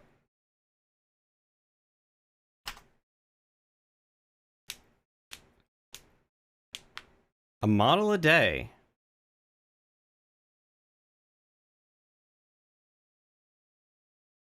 This is organization porn. I feel like it's a very poor attempt at organization, but I am glad to hear that you think so. Let me see if I can find that subreddit, because that actually sounds pretty cool. A model a day. Boink.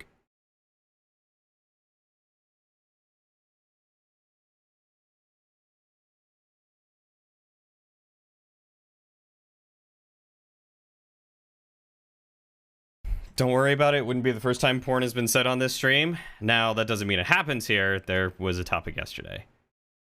Yeah, I found it. It had like 133 members, I think.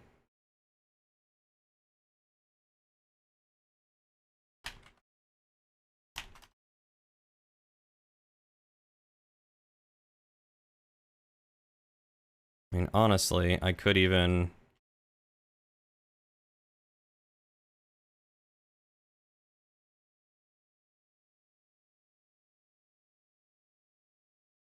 Oh yeah, this part.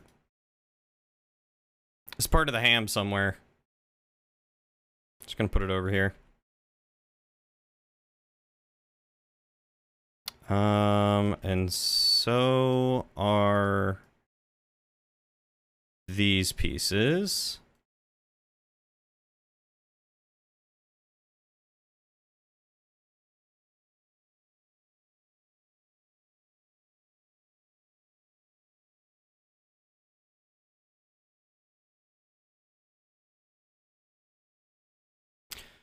Okay, so now that we've got that out of the way, let's start the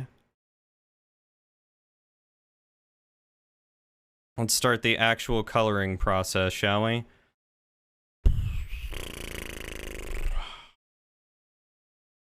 That looks like a pink color.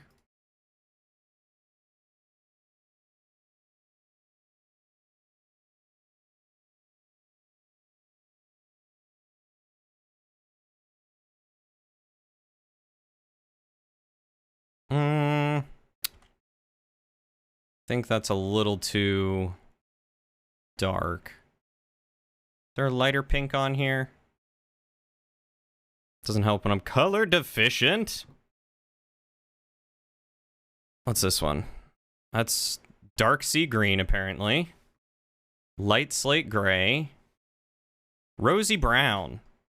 Rosy brown might work. That doesn't look rosy brown at all.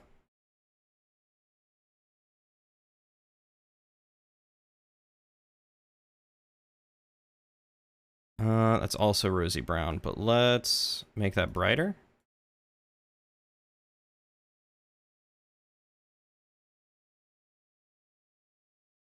Oh yeah, the color deficiency makes this incredibly difficult. Let's lower the saturation. I think that's too much. That's kind of a good pink. I think that's a very good pink. So we'll get rid of that palette color. Honey baked. Yeah, exactly. Was it this one? That one's sienna. That one's sienna.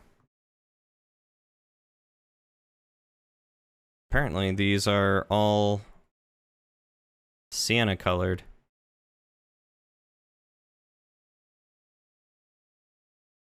That's saddle brown. That one still looks kind of red to me.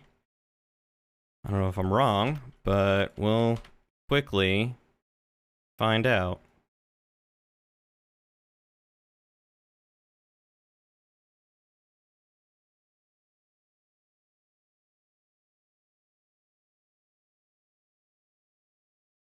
I don't know if that's good.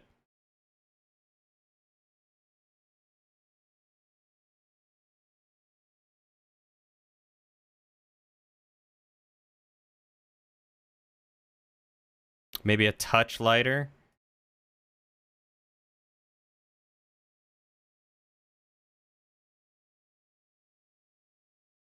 How's that?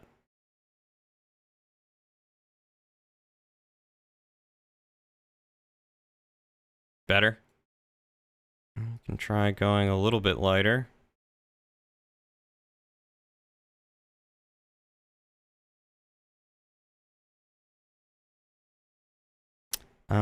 And then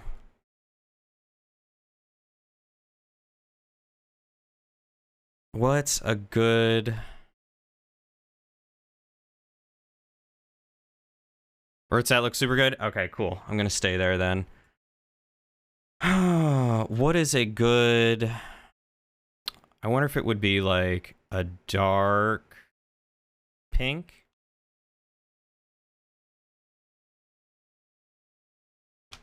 to do here. Oh, I forgot to turn the mask on. It's very important. Nope, that is not right. Let's try here.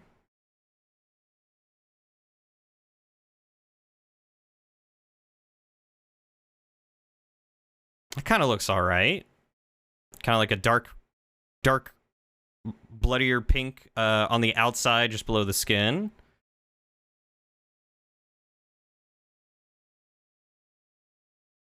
You like it? All right, cool. We will stick with that for now then. And we will uncolor those. Grab both of those.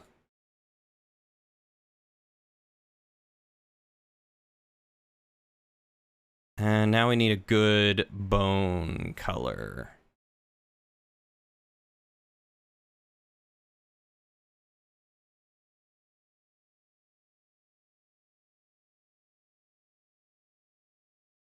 If I get too carried away, we'll add that to the palette. We'll try this one for a bone color. Oops.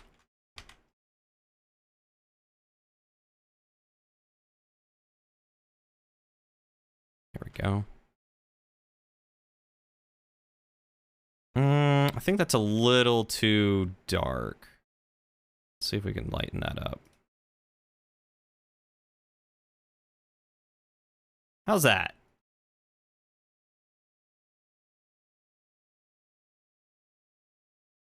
Careful with the bone and rope colors. Why do you say that? They might end up too similar. I'm gonna try and go for a more goldeny rope color or golden brown than a tan color. Tan white. So this I feel is tan white. Which if you guys think this looks good, then I'm gonna keep that as the bone color. And then I'm gonna...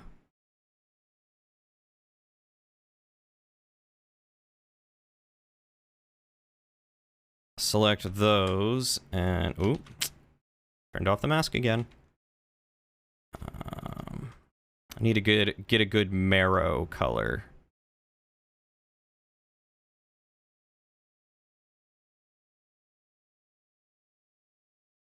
A little sandy looks right to you. Okay. Let's see if I can find a good color that I would see as marrow. Marrow's kind of reddy brown, right? That's dark olive green. That's sienna. That's just straight up brown. Let's try this one.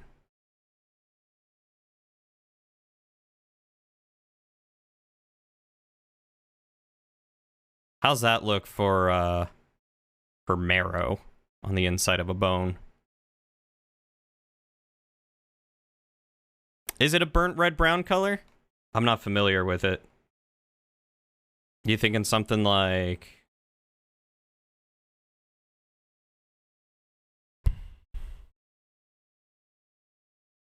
Wow, my computer's telling me that this is a dark olive green, and that does not look like a dark olive green.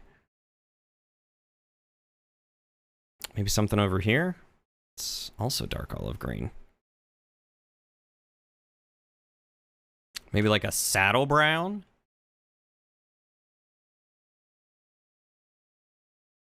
And let's real quick turn the roughness up. That'll...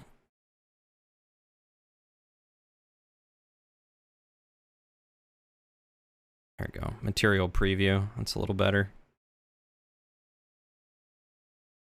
It be that time. No worries, Nightingale. No worries. Maybe a touch more red.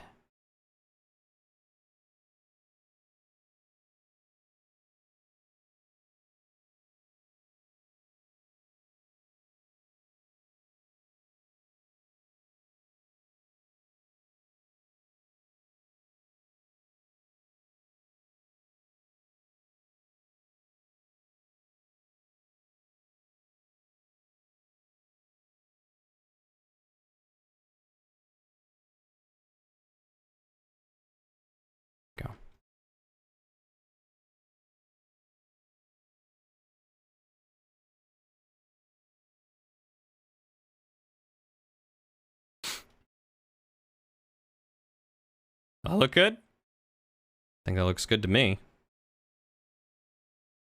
Add that one in there. All right, let's try... What's this? Let's try this color.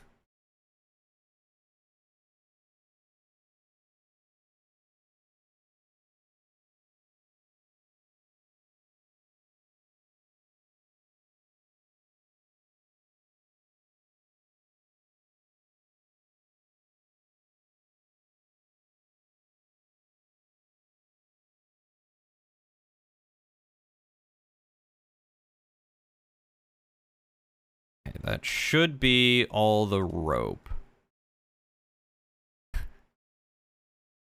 Looks good. You'd be in danger of eating it for sure. Well, that's good to know. Let's add this to the palette real quick so I can swap to that. It definitely needs to be darker.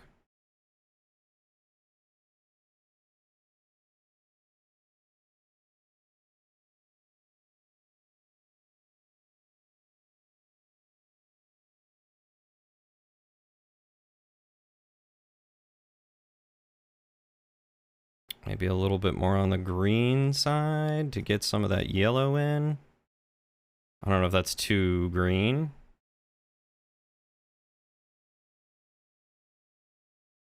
That's not right.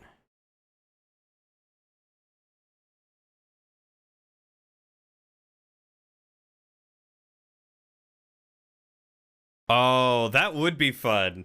That would be fun to have the hammer be a full pig on the spike or on the spit with an apple in its mouth. I should I'm gonna submit that to Milo.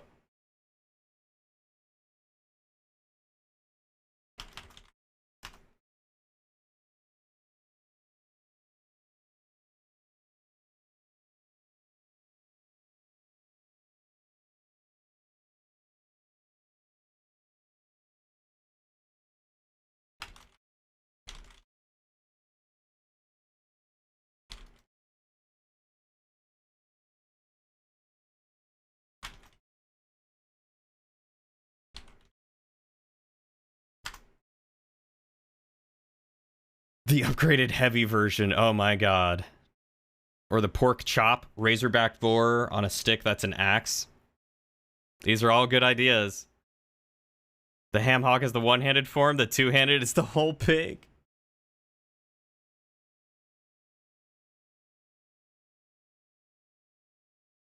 Go.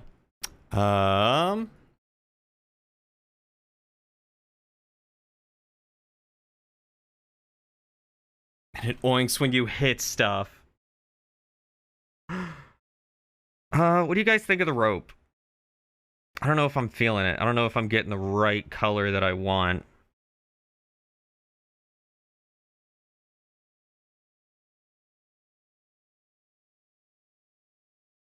Maybe I need to go like this? Nope, that is, in my eyes, too similar a color.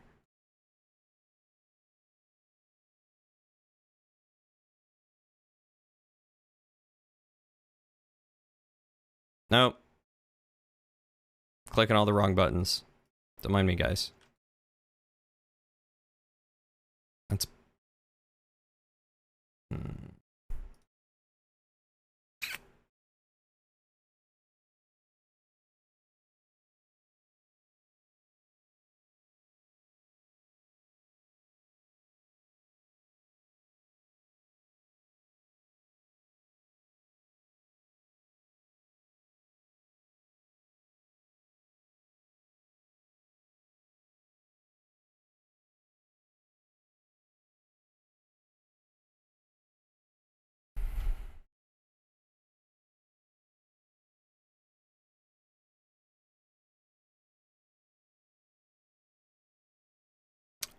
I do need to do seams.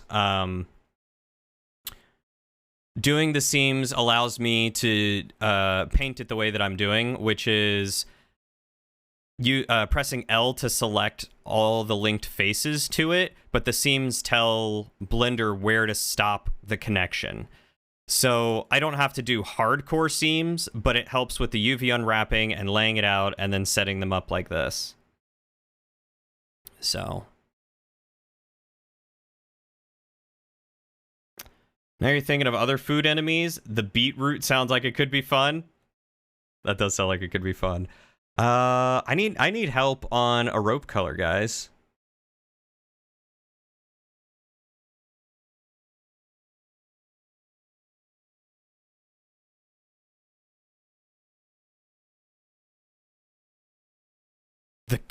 The carrot. That is definitely another way to do it, and I've done that with some of the models. Just straight up zero and throwing them on. I'll do that with a lot of the like environmental models that I work on. So like I did some walls for Milo, and those I used this texture palette and just did it that way. So that way the walls pulled off of this, but all the custom weapons get a custom texture palette.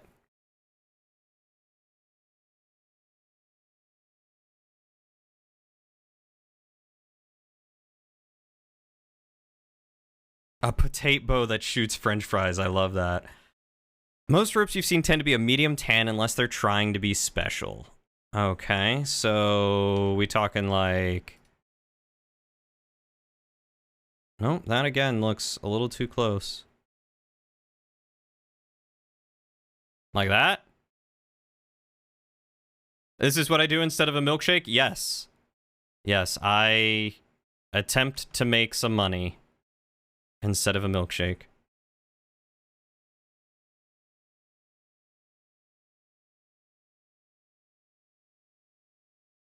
Sorry, I didn't see your text about a new number.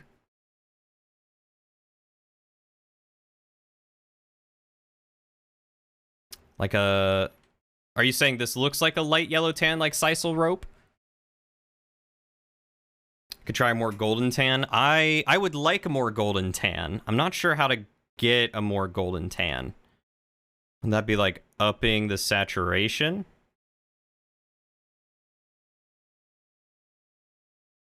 Like that?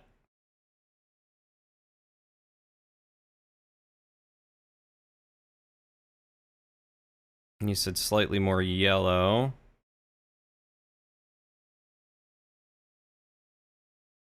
Might be in this direction. That's green. Yeah, I can't tell.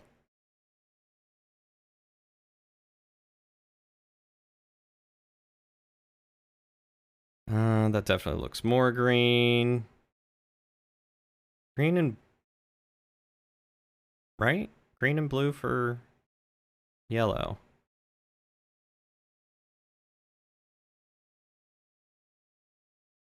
Obviously not equal parts green and blue.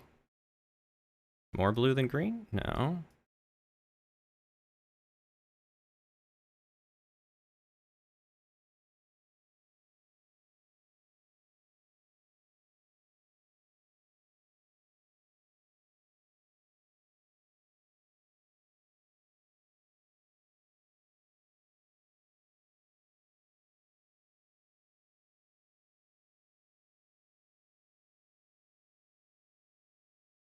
Okay. So if yellow's opposite blue, then I need to be down here. So let's get me...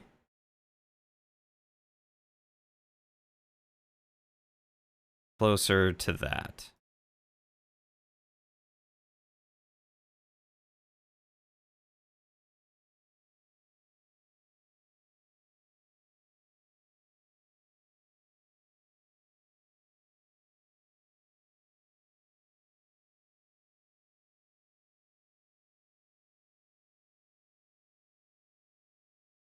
It still doesn't look right to me. It's still dark olive green.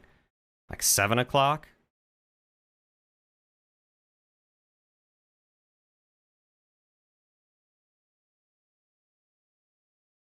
Say favor red more than green.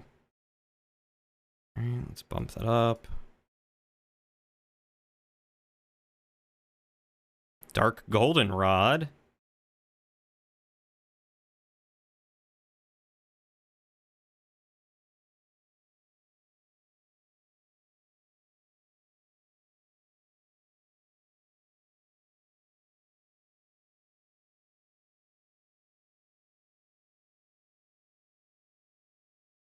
Hey, Fergus. You came in on people trying to help me see color because I can't see color very well.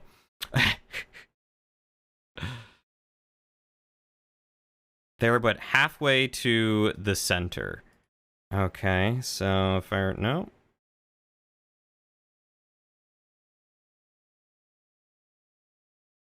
Is it value? No. Saturation. Halfway to the center, about there. It is a large ham. It's called the Ham-mer.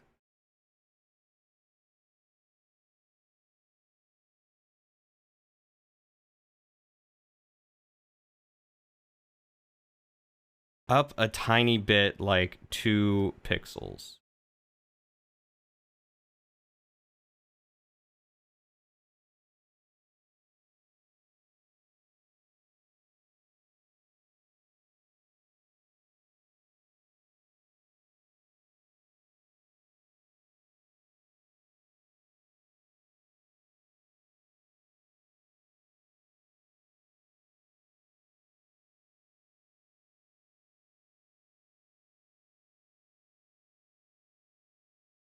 We're just waiting for feedback at this point.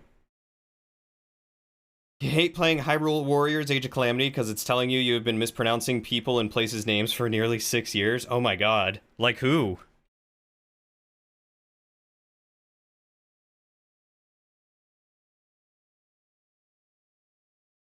Everyone has stopped talking, and I'm afraid.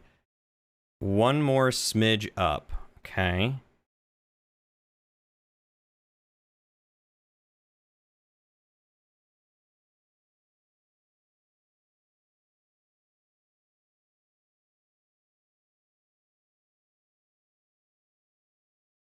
I'm waiting for someone... I'm waiting for someone to give... Oh, goodness. Or create a color picker for color deficient people. I know what color it should be. I cannot see what color it should be.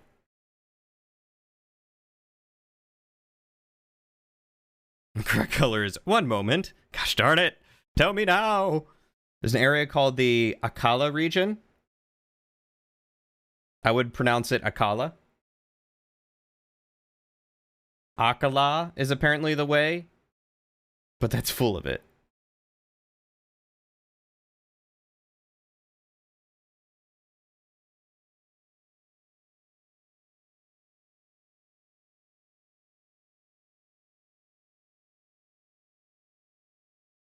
Okay, so you're saying 420... Whoa. 420666? 420666. No, that's not right. Nope. It is a gorgeous purple. Okay, so you guys think that's pretty good.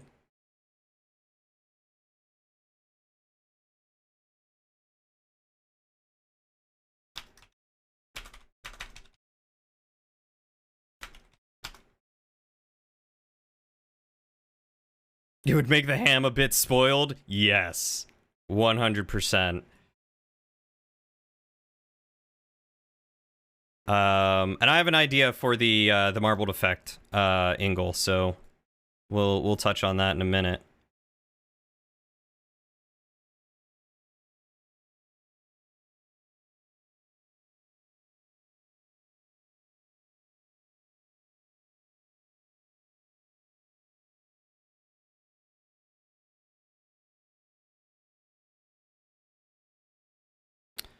Okay, so for this one...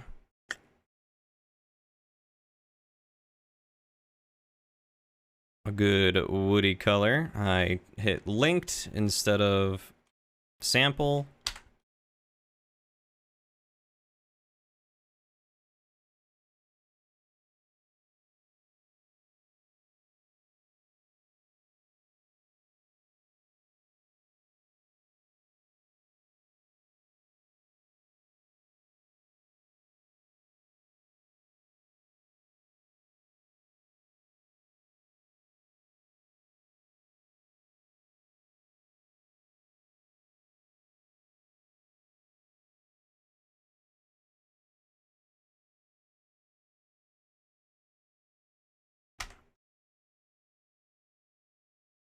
Boom. See how easy that is, Ingle? I'm doing well, Fergus. I'm doing pretty well, thank you. I'm just enjoying some nice, calm Dwarf Fortress music and hanging out and relaxing with you guys. I know, right? When I figured out that I could do that, mind blown. Game changer. 100% a game changer right there. Yeah, relaxing, man. What is that? It's where you sit back and do work that's not as strenuous as normal work.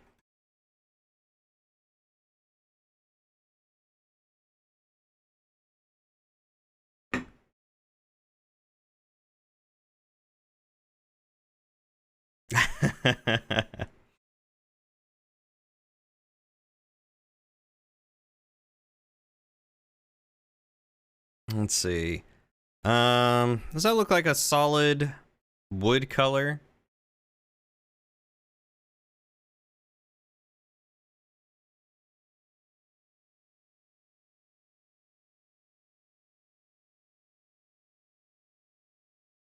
It's when you sit back and work. I mean, it's not wrong. It's definitely not wrong. When you're an adult, you can't not work anymore. Ironwood, you think?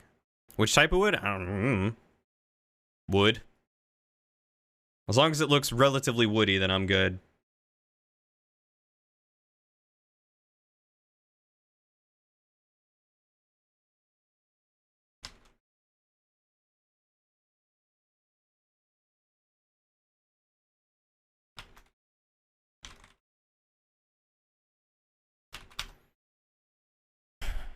I mean, you know, like a dark, stained wood that would make sense of a tavern. You know, for a tavern to have.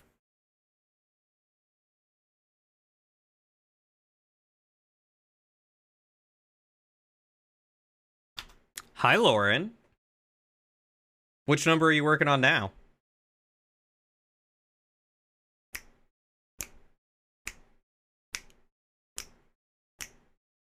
Tavern wood is usually lighter. We want to go like that light?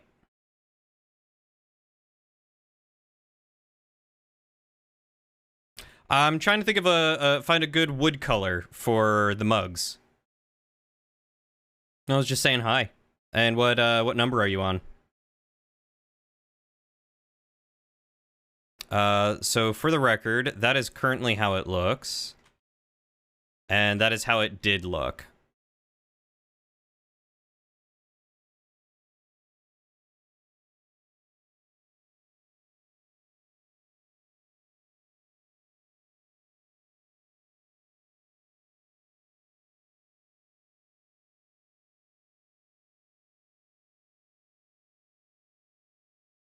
Yeah, I tend to lean toward darker stuff too, so I'm with you on that.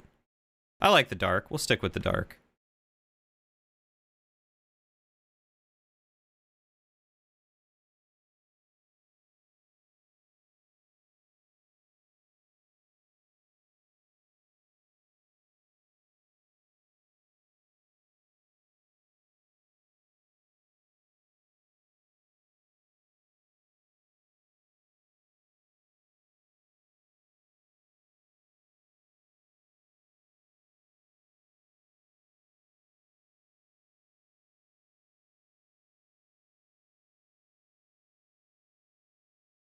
Yeah, they're mugs. Did your message get eaten? It might have. Which one? I'd go darker personally. It is good contrast and wood stain exists, presumably. Okay, fair. That's not the color I needed to go with. Let's try that. What do you guys think? Shinier bands and darker rivets, or darker bands and shinier rivets?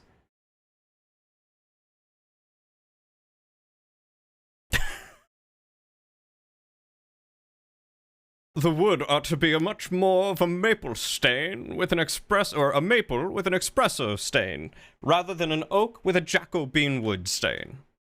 You like how it is?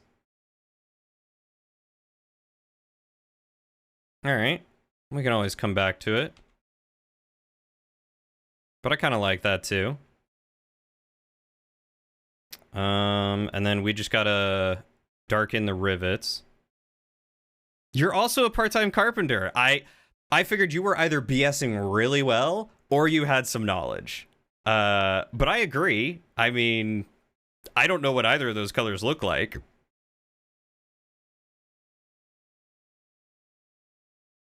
But I'm sure it would look much better.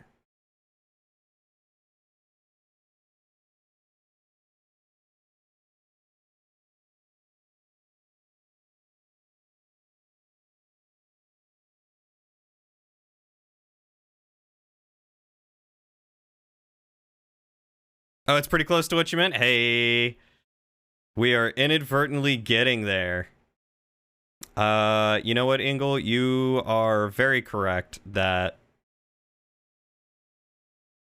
I can't see most colors. So I don't know what I'm doing most of the time. Honestly, I just kind of wing it. I'll Google it and just be like, hex code for color similar to X. You know, whatever it happens to be that I'm looking for. You know, if there's one thing that AI could do for color deficient people, it would be give me an AI that will help me color things. That's an ADA thing right there. Like, that straight up could be game-changing for me. If I could have an AI and just be like, I need a color code or a color palette that matches this type of color. Actually, I wonder if ChatGPT could do that for me.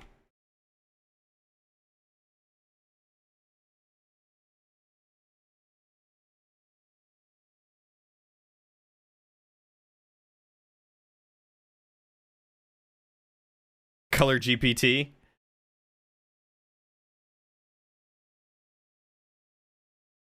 Oh, I don't feel like a fool. I feel like we've got same brain wavelength. I don't remember which color I did, so let's add that to the palette and let's make it a bit lighter.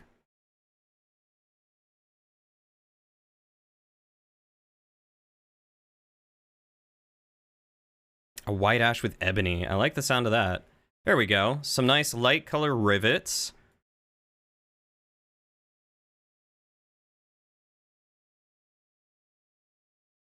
In simpler terms, I approve. Ooh, lime green. I'm glad you approve, Fergus. I've got the carpenter's approval, so maybe make the rivets look more brassy?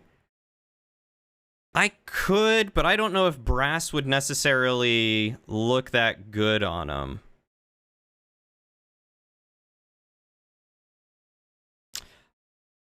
I mean, I can't say no to some ice cream, but would that be a bad idea?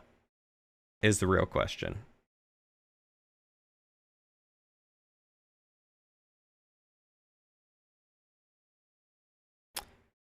Okay, so now I need to do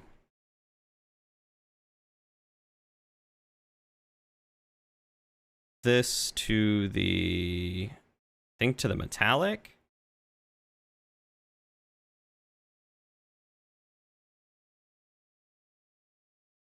Do a new one and call this Ham-mer metal.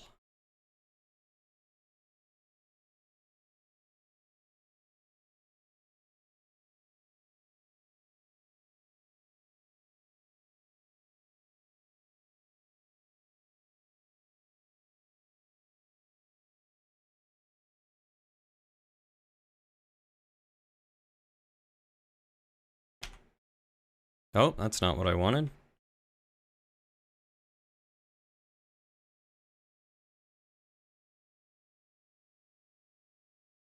Okay, so those are all separate. Those are separate.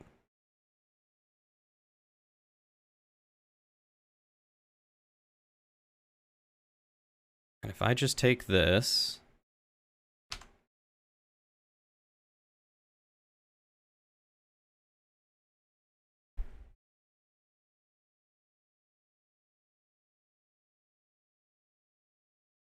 Trying to remember how metalness works.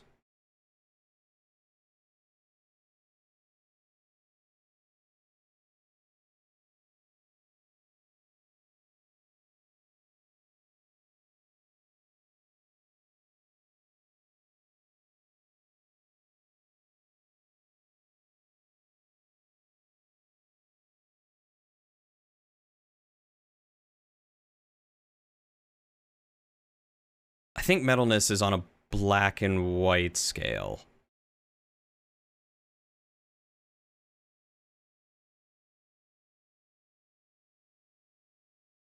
What? Where's my redo button?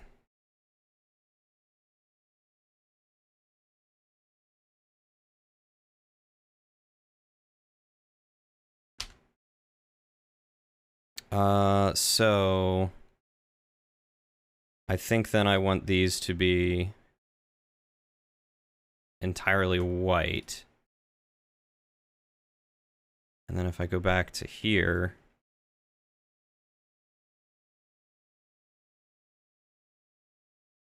it's close.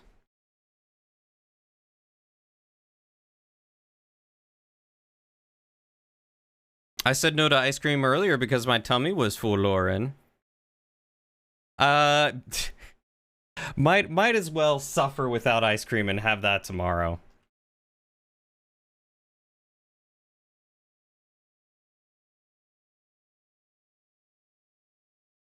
Okay, so back to texture paint.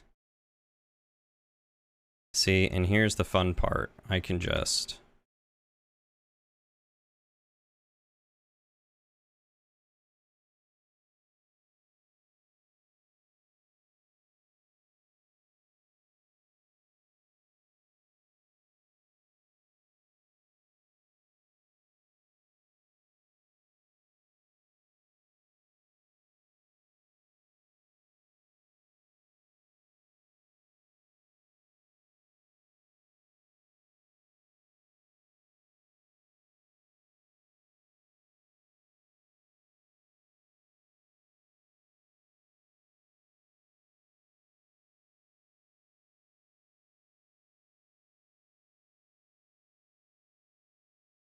I'm still missing it a little bit.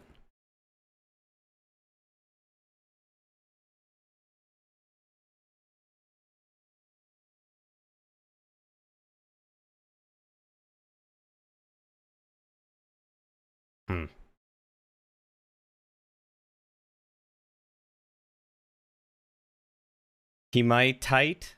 Hematite? He might tight beyond to something magnificent.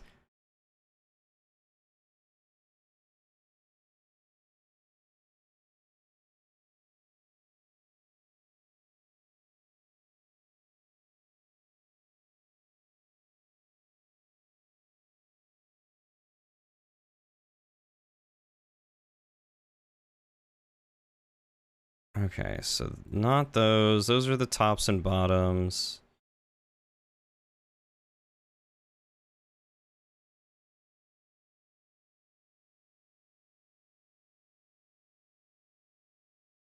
And if I spawn in a light, call it a point light, and we'll up that power a bunch. Too much. We'll up that radius, though.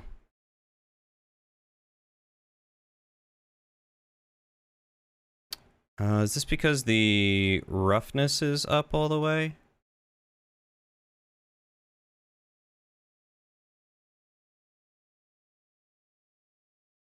Let's do like half roughness then.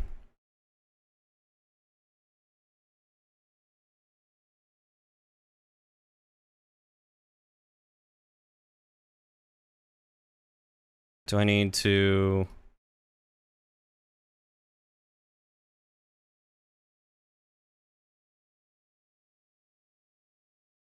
Is roughness black and white?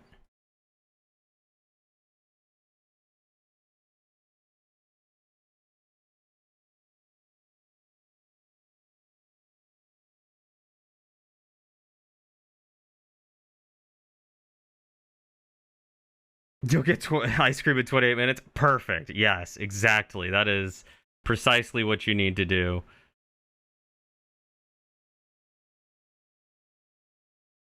All right, now that ham is really shiny, I'll alloy it. No need to stop you. Wouldn't cause any flux between us. Oh my god.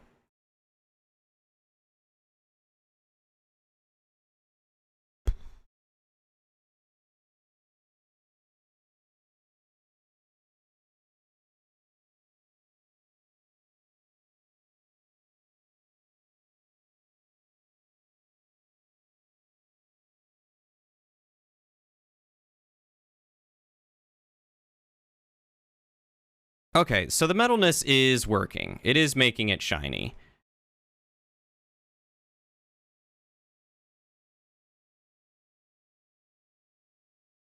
Yeah, you can see the clear difference between the two. Okay, that's all I really needed. I just needed to make sure that it was being shiny.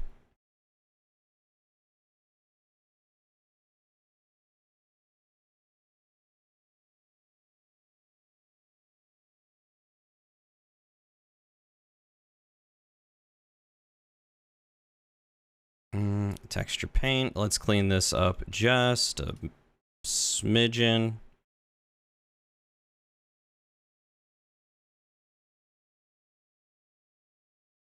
Make sure no pixel bleed comes across to those.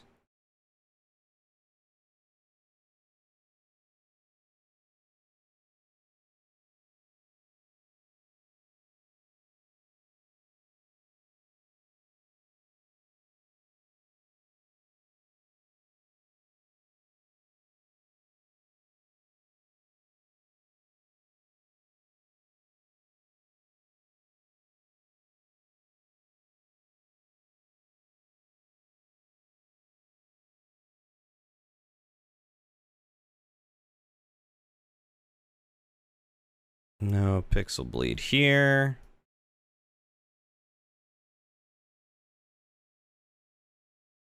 There we go. Wouldn't want to forge any grudges. You'd rather mold a friendship. If I did, it was accidental.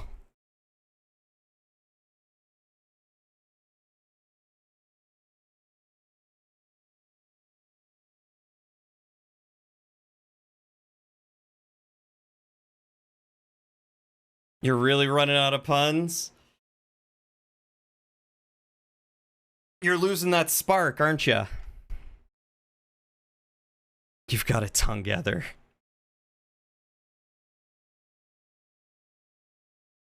Okay, save this as hammer metal. Yep. Save this as hammer color.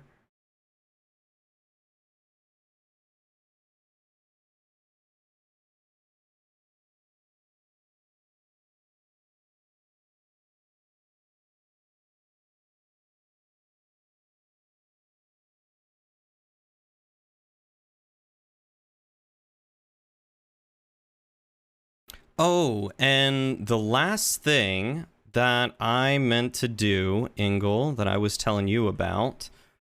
Let's see if I can get this working real quick. Why am I in object mode instead of texture paint? Let's go to hammer color. Let's do... I think it's going to be texture mask.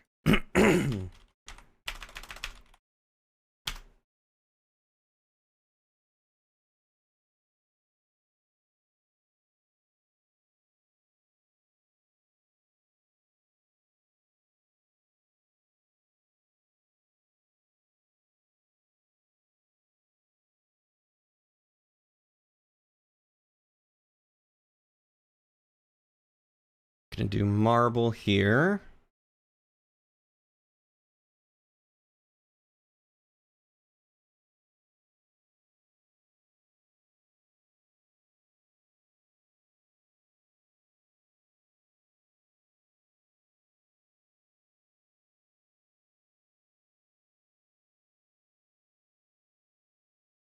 Let's give it a little more turbulence, increase that size. We want to go to sharper. Ooh, depth does good.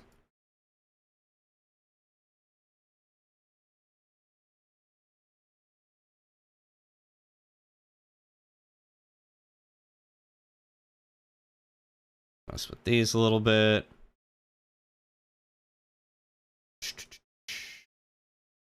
Voronoi. Voronoi. Voronoi. Voronoi.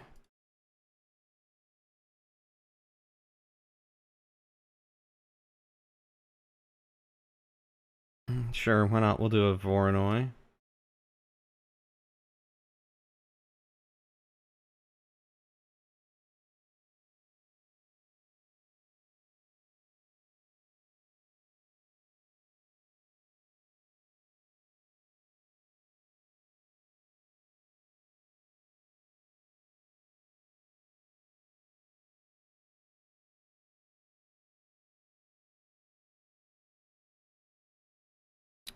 And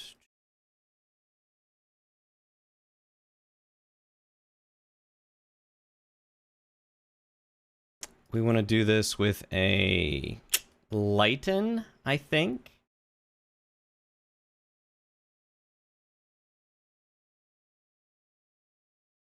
And we want to change this to anchored.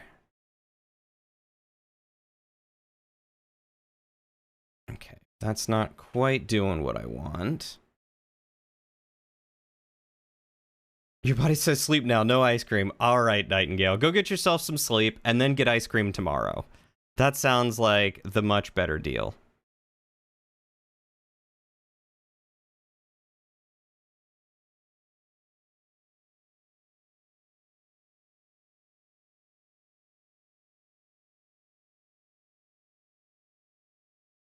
Okay, so no, I did have it correct this way.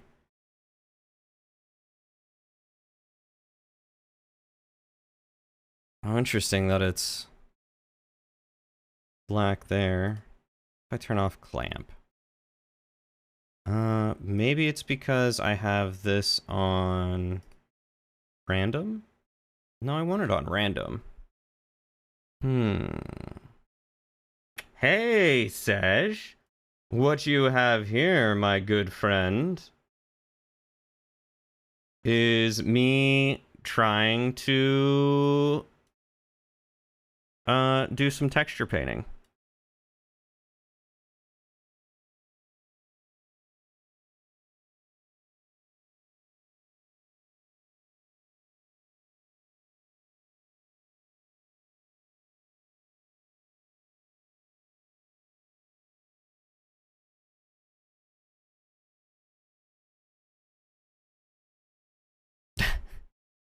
How's that, Ingle? How's that for some marble?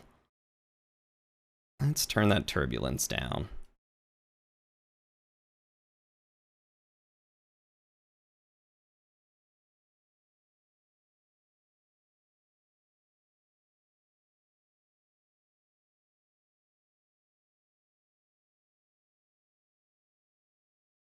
Yeah, they do need to be long boys, and that's what I'm trying to get.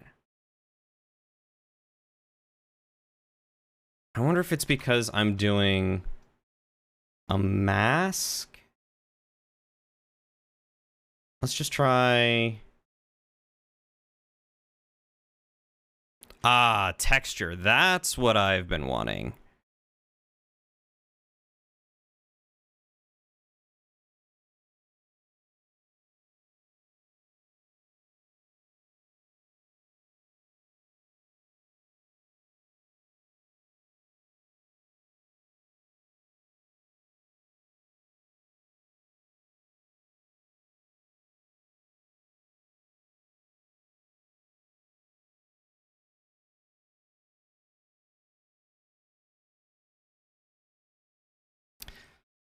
Um, let's see. Yes, I can rotate it now.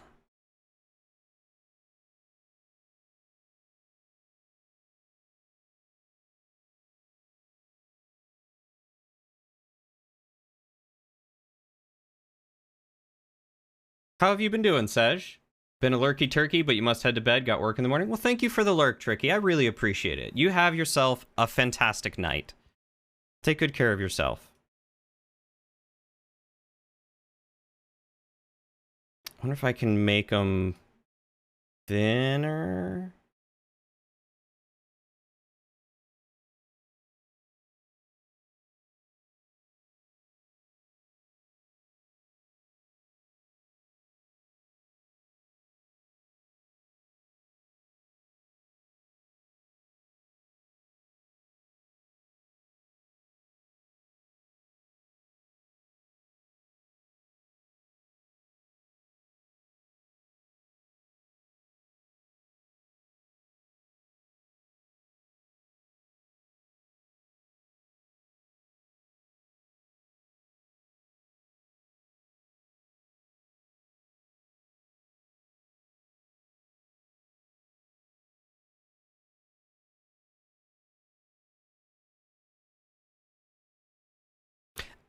They wouldn't all radiate out from the bone, right?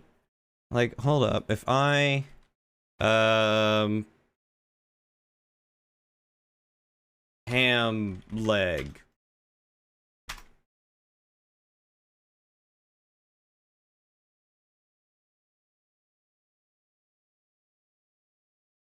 So you'd have a couple that... That's not right. You'd have a couple that come essentially straight out, kind of like this.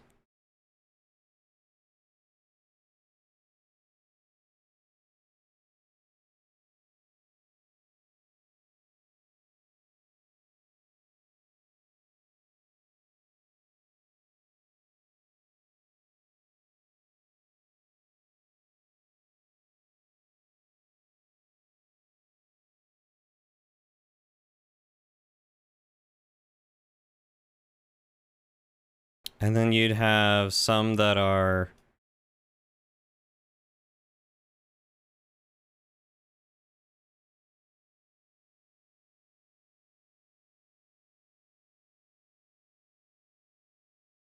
scattered around, kind of like that.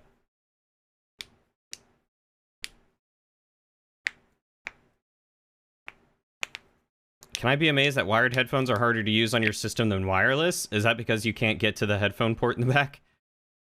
That's my problem with wired headphones. The blacksmith is hammering metal while staring off into a completely different direction, and looks to be void of all emotion. I like this blacksmith. I want to protect him.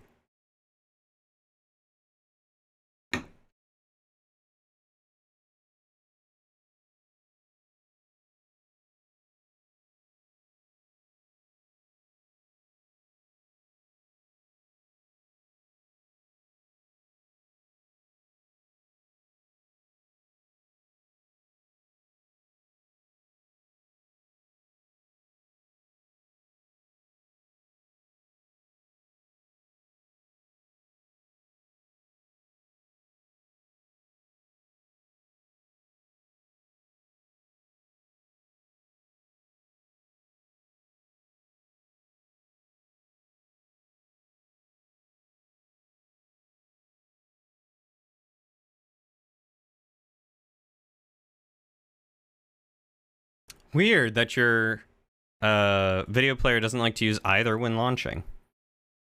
Just don't get a blacksmith and a bladesmith confused. They're two different professions. One prioritizes living by the blade, and the other one prioritizes making anything metal, typically out of iron and or steel. But then you've got yourself, you know, your ironsmith, your steelsmith. You've got your whitesmith instead of blacksmith. Black typically working with iron. If I remember right, red smith is copper, white smith is tin.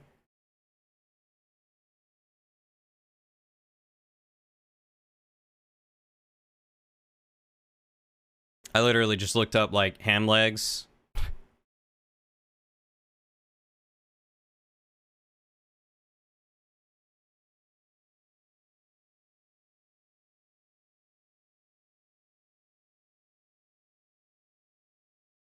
I'm not really feeling one of these. It looks too like symmetrical.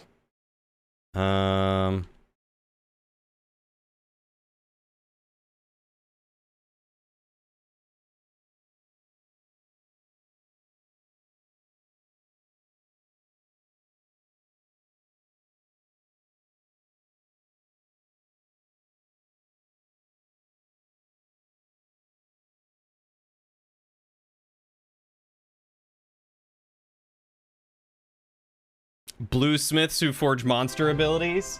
Never heard of that before. Thank you for the follow, Cosmic Convict. I really appreciate it. It's been delightful having you around. Let's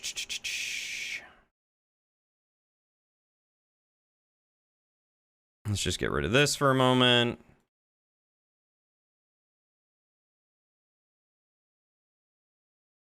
Oh. And go back to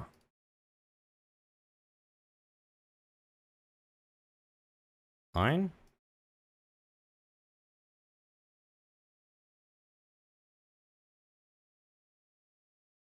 Tiled? It is dots.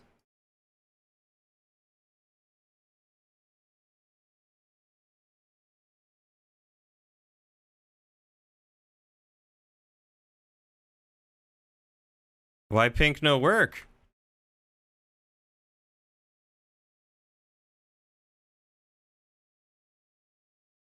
I don't know why I couldn't draw over that.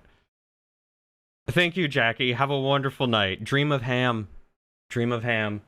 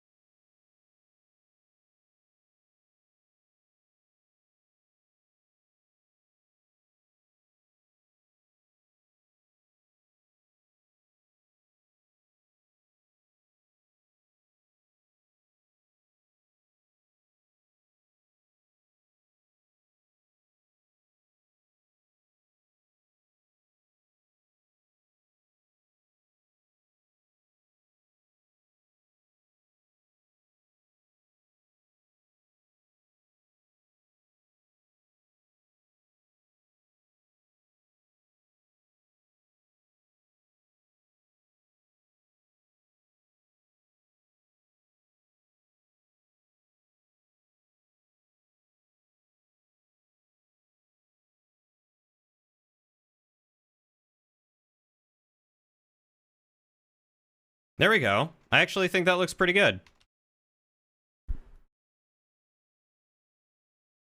As far as ham goes, I think that's a winner. I think that's pretty solid. This is making you hungry. Bladesmith is someone who focuses on making swords, daggers, and knives out of specific metals and certain qualities of said metals. Ah, a blacksmith is someone who forges and casts tools and other objects out of metals. That makes sense. That makes that makes a lot of sense. You like your ham to be solid? Yeah, I'm not a big fan of liquid ham either. Let's go ahead and just pop this in the chat for Milo to see.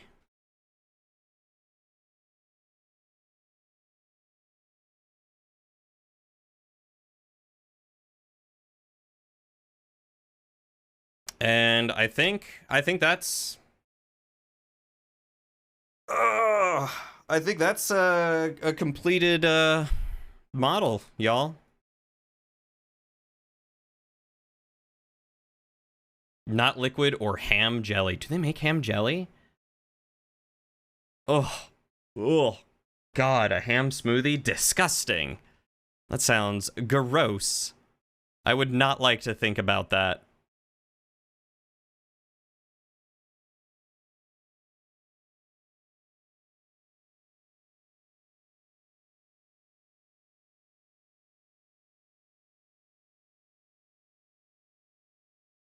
And you know what? Real quick, what I'm gonna do, we can get rid of texture, go back to dots. Don't have a texture mask, that's good. Oh, it's probably because I was on lighten and not mix. That's probably why stuff wasn't working.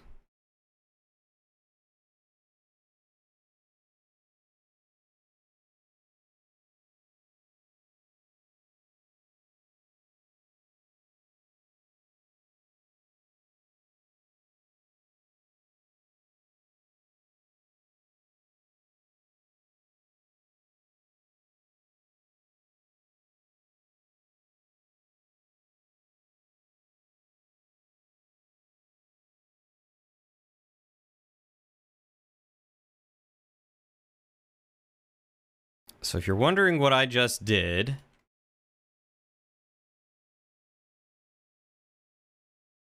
bump that radius up, bump that power up. The intention of what I just did was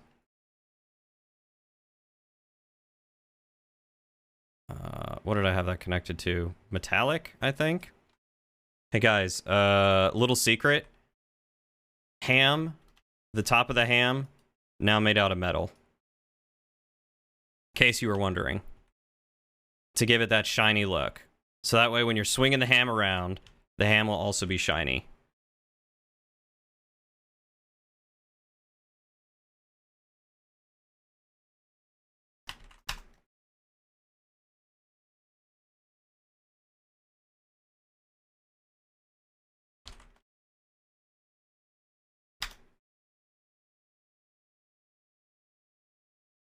That's what you call a glazed ham. I think that should allow Milo in Unreal Engine to do what he needs to with it. So let's save that. Make sure that's saved. Everything is saved. And now we export as an FBX. Change my preset to Unreal Engine. So this is the Unreal Engine preset, in case anyone wants to know.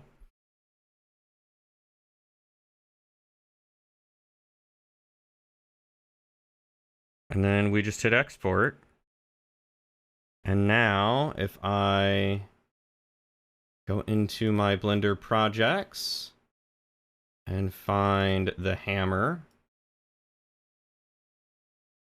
should be able to take all three of these, zip them up nice and tight, and ship that over to Milo. That is delivered.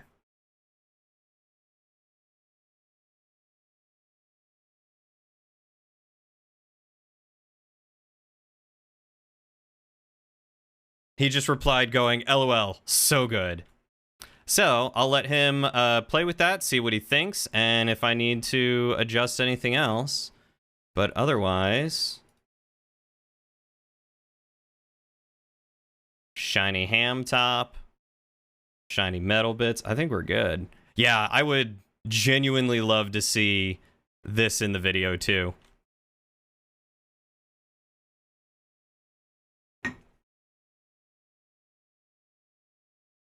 You guys want to see the last one that I worked on?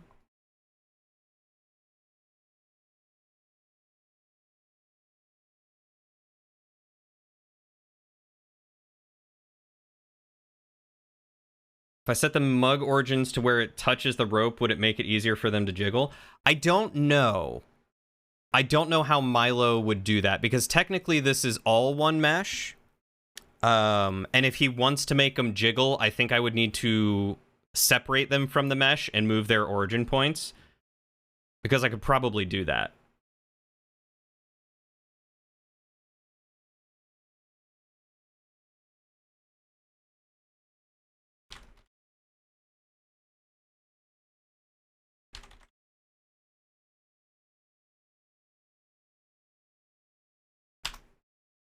Random question. What's up, Fergus? Why did someone look at a wild horse and proceed to jump on its back? My guess, they saw that thing running faster than the thing chasing it and went, I need to jump on that. I need to get on board with that. Because honestly, it should be... I mean, it'll be a little bit of a pain to,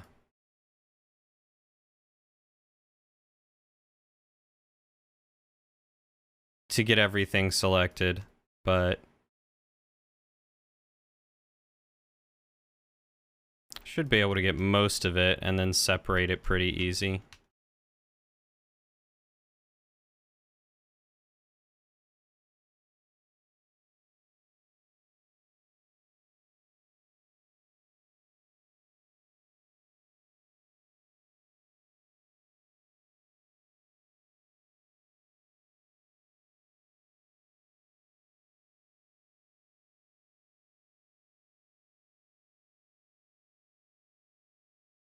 But whoever the mad lad was that decided that they were going to jump on a wild horse's back and ride it, they got some cojones.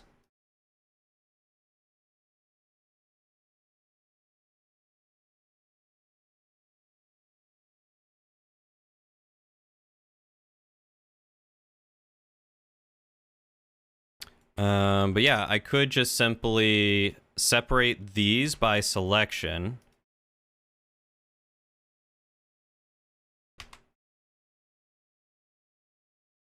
Unhide them.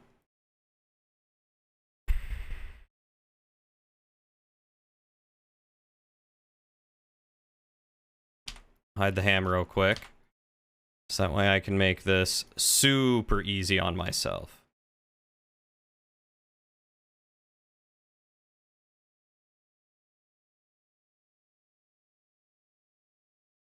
Instead of losing that by loose parts.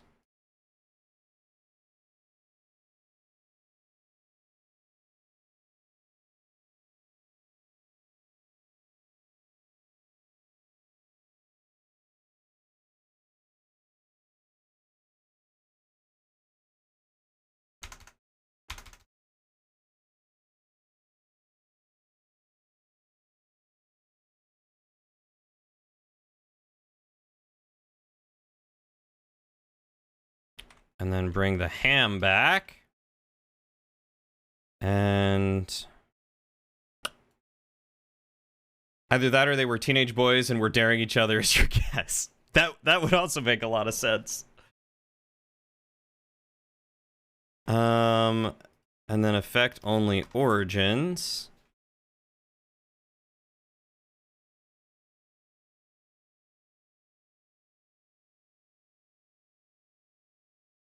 And that should be exactly where it needs to be. We'll go to this one.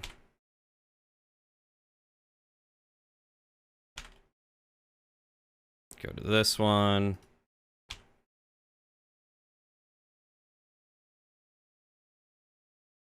Go to this one.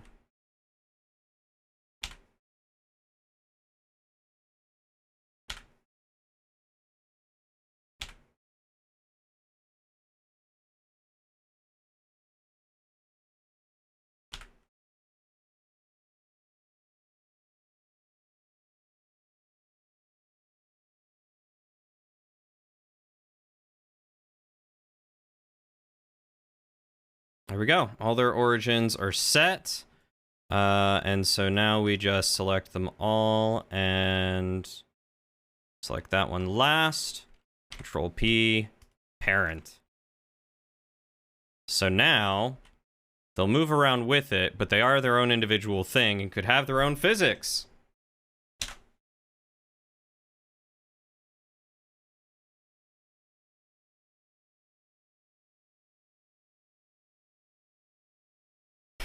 Yay, jiggle mugs!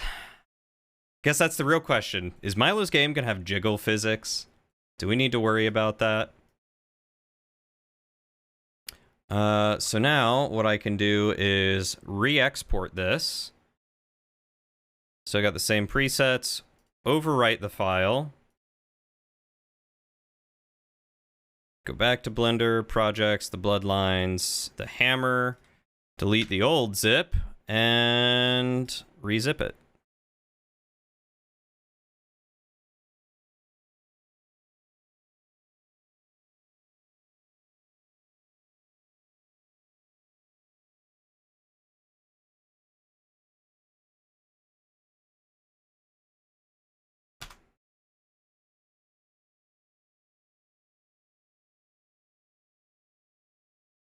All good games have jiggle physics. This will just be the non-degen version. Fair enough.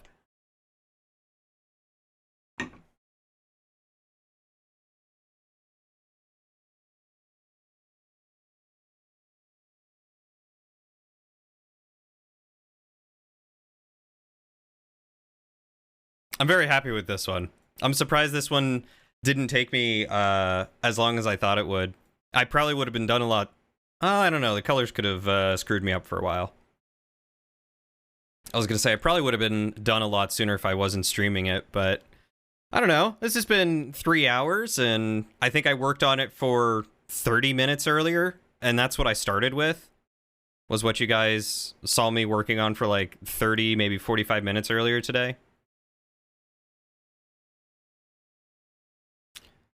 Let's make sure. Okay, good. Wasn't missing anything.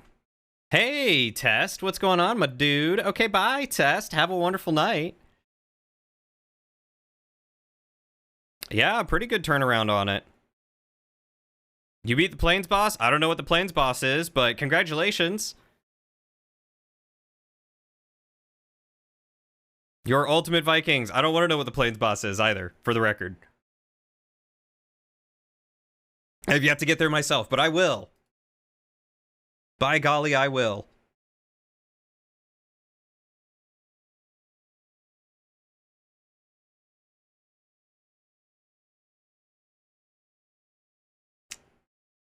All right, here's the art gallery. Just gonna take a second picture of that without everything highlighted and throw this in my Discord for people to look at.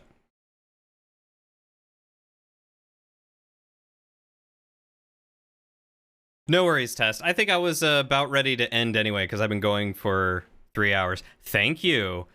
I'm glad you like my meat. Do you like the striations in it? Doesn't it look like a delicious piece of meat that you just want to sink your teeth into?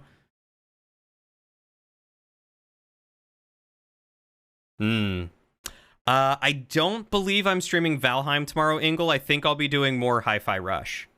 Thank you. Thank you for the marbling compliment. I haven't heard from Ziggy anyway, so I don't know if she would even want to play it tomorrow. She has the world and everything, so I just kind of leave it up to her. But she wanted to play Monday, and I was like, hell yeah, I'll play Monday. And Lauren is house sitting for the rest of the week, so I'm just doing whatever, and I figured, you know what? I'm going to be making this ham one way or another, and I thought you guys might enjoy getting to see the process, or at least some of the process. You got ads! Not ads!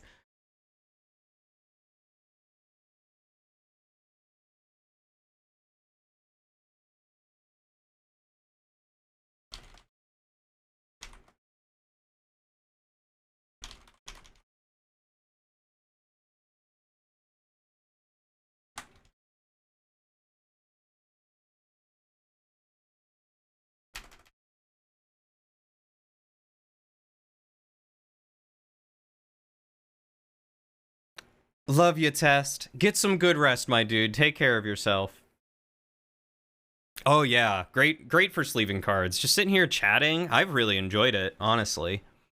I love getting to do stuff like this. It's not often that I get to, but I love it when I get to. I think earlier we hit like a max of 18 people just hanging out watching, which is pretty rad. You sleep the sleep of victory, that you do.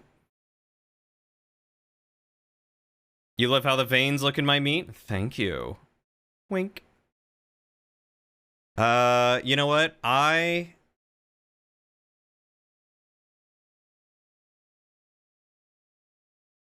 Let's see. You guys have seen this one. Milo showed this one off already. Let's see. The last one I did was this one.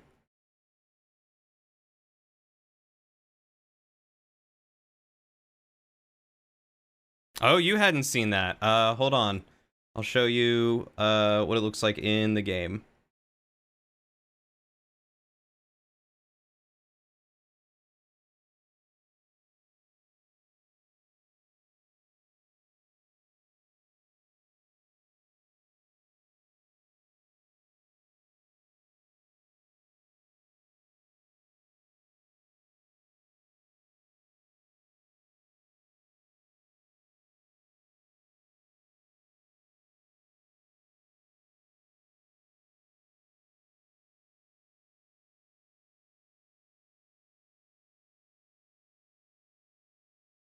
So that's the Nature Greatsword.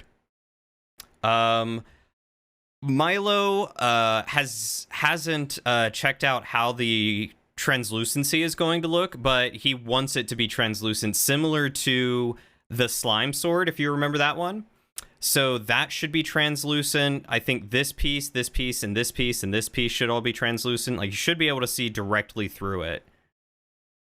So I have the shininess or the metalness of it on its own color.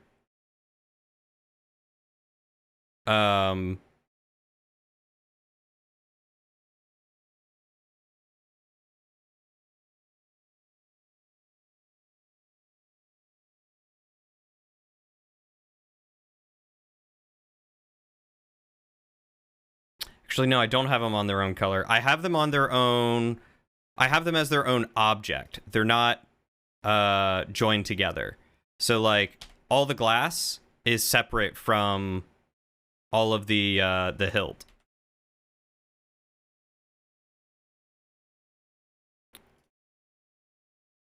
So.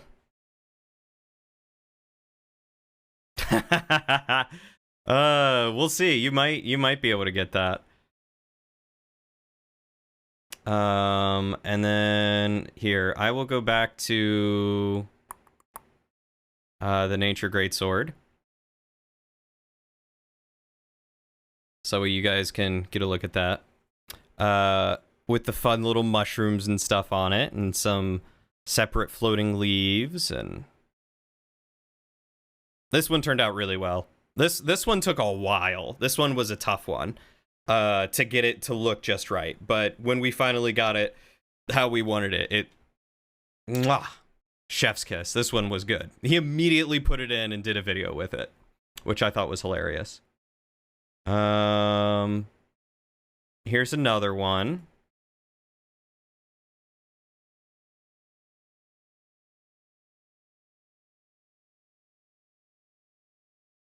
This one was very fun to do.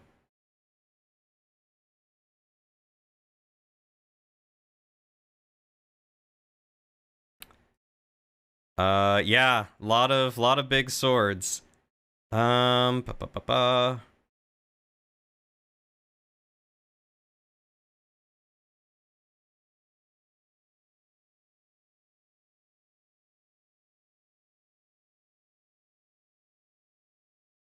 And this one wasn't for the bloodline. This was just for me.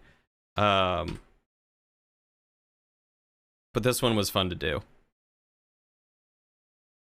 let my GPU render this. Let's see how it likes doing this while streaming. Very clashing art style. Yeah, this is the end boss, just so you all know. You're gonna reach a point where you just see a big old Dagron.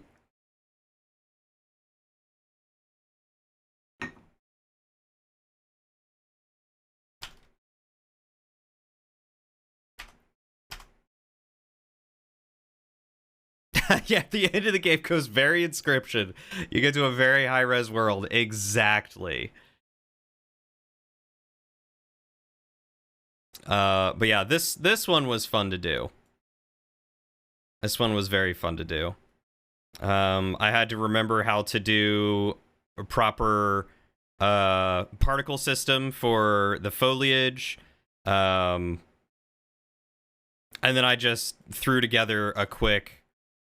I don't even remember... No, these were textured. A quick textured brick. I have no idea what is right there, honestly. Oh, it's part of the dirt. Okay.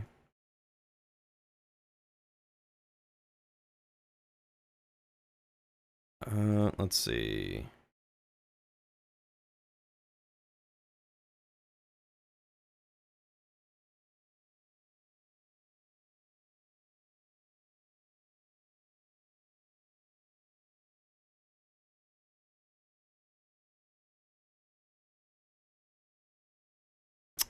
There's a way to make it to where the rig isn't in front of everything.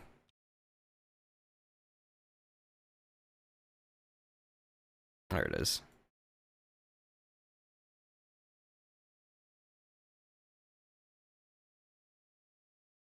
You need to know how much money and legal effort it will take for him to just put insect glaives into this game. Honestly, I would not be surprised if he would already do that. So this one was really interesting because I did a bunch of various sculpts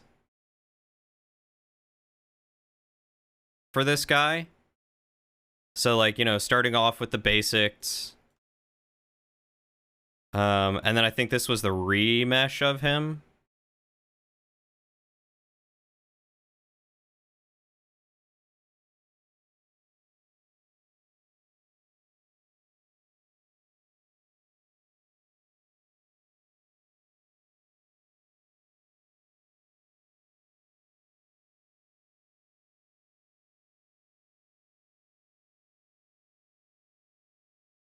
Oh, no, okay, I just duplicated. So this one's the base one, this one's the high poly version, and then the low poly version was the one that you already saw.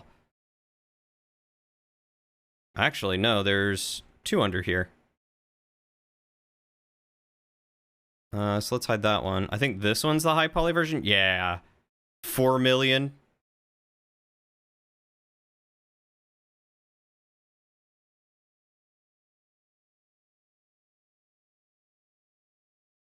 Sculpted mashed potatoes. I wish.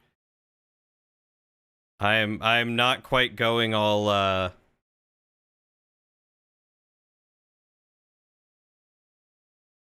God, what's it called? Something contact of the third kind?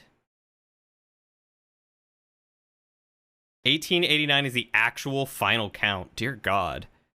But yeah, the sculpting of this was a lot of fun. It was a lot of fun. It was neat to go through the process of actually sculpting it all. And then, you know, actually rigging it and having it set. Because, I mean, looking at this guy up close, you can see just how low poly he is. Going from 4 million faces to 12,000 faces. I'll admit I did retopology with one of those paid tools that I had a free trial on, because no way in heck was I gonna do that manually. But yeah. Never sleeving a card again? Yeah, until you get your next Kickstarter, right? rigging and posing was very fun. So was doing the sculpting and the detail work and learning how to bake it all. That was very neat. I'll admit that was super neat.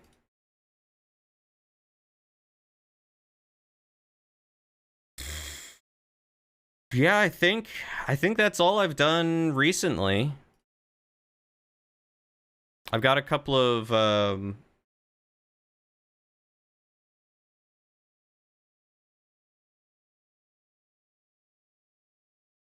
oh, well, you know, there is also the magic lock that I made, and a couple of other things that I've made for him that I just haven't shown yet and don't plan to. Oh, is that it? Yeah, that's it. You know, just in the past, like, month or two, I have been slowly pushing them out.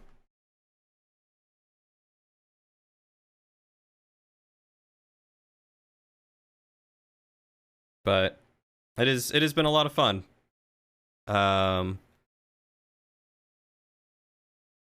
In fact, I'm gonna mark that one as done because that one's pretty much done.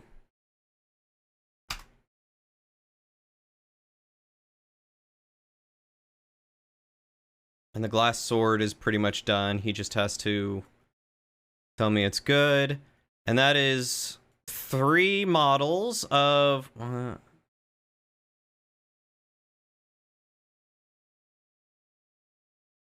21 that I have on my plate right now.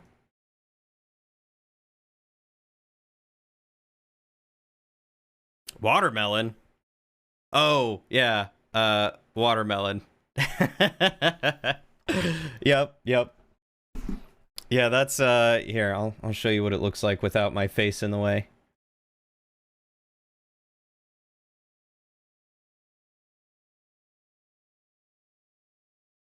I did. That is 3 of 21 weapons that he has put on my plate so far. And he said I didn't have to do them all, but, you know, I'm going to start working through them. I let him know when I start one and give him progress pics. And, you know, if someone else does a different one, then perfect.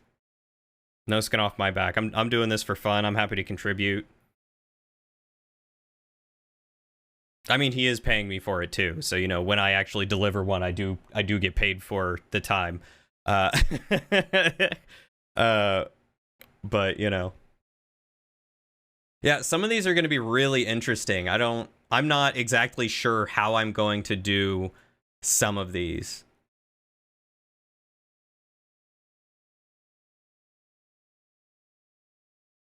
And some of them are just going to be a lot of fun.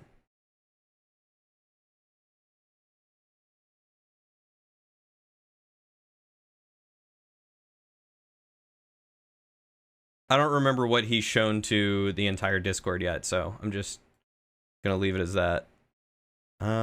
Save and close my pure ref.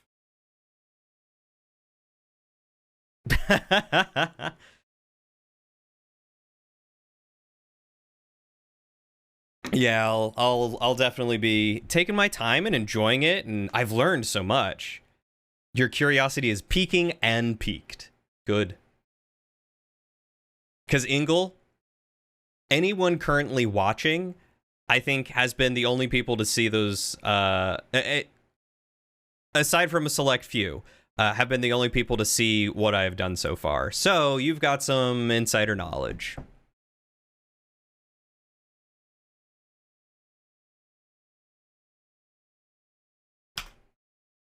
You are special.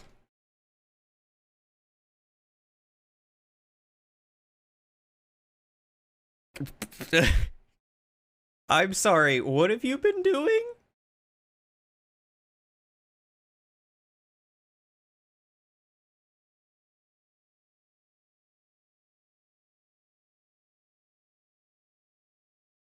And for anyone who wants to... That did sound bad. That did. Anyone who wants to follow the game's progress on Reddit, you can go there. You You can also join the Discord or follow on Twitter.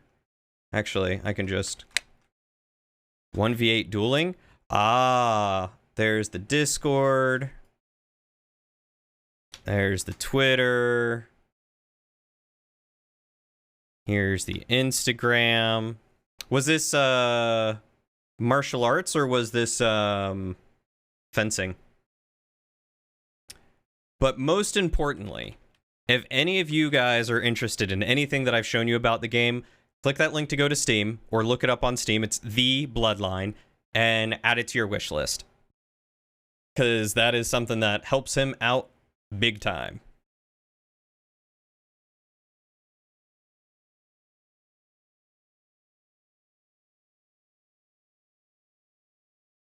There we go. Sword fighting. God. How well did you do with 1v8ing and sword fighting? And then unwish list when he doesn't post the updates you want. No, what's your wish list? Yep, or you could pull an Ingle and hold the wish list hostage. That is very true.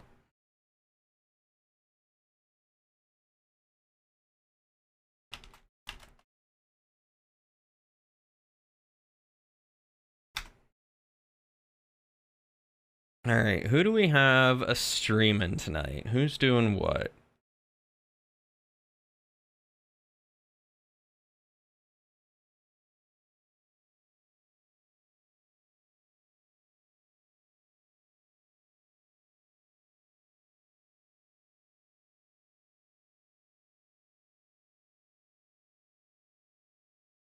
Ooh, excuse me. Let's see. Matt's playing some Elden Ring.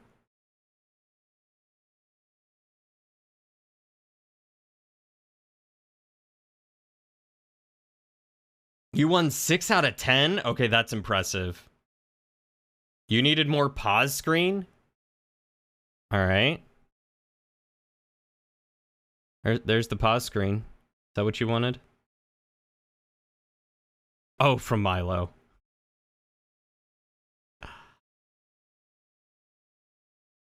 I don't know what any of the game looks like. Oh, you needed more pause screen, so you unwishlisted until he gave it to you. That's hung. Look. When you're out adventuring and you get hungry, you get hungry.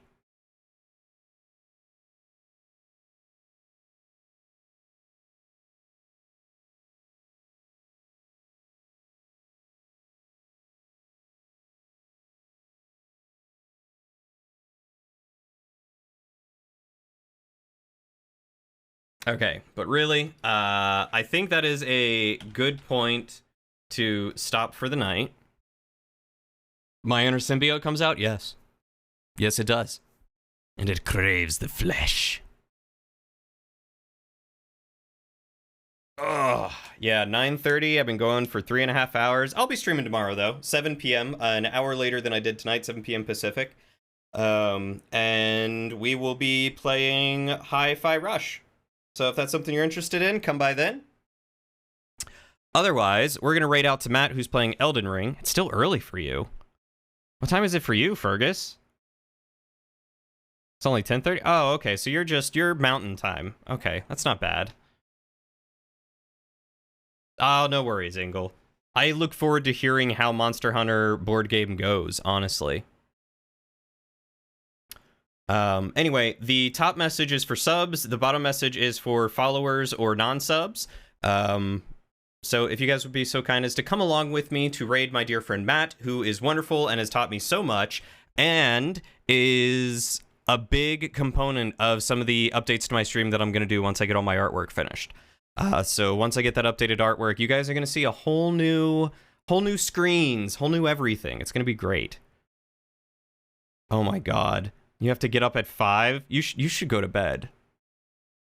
You should go to bed and not get 2 hours of sleep.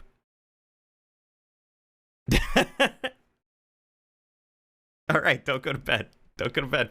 Don't stab me, please. Don't go to bed.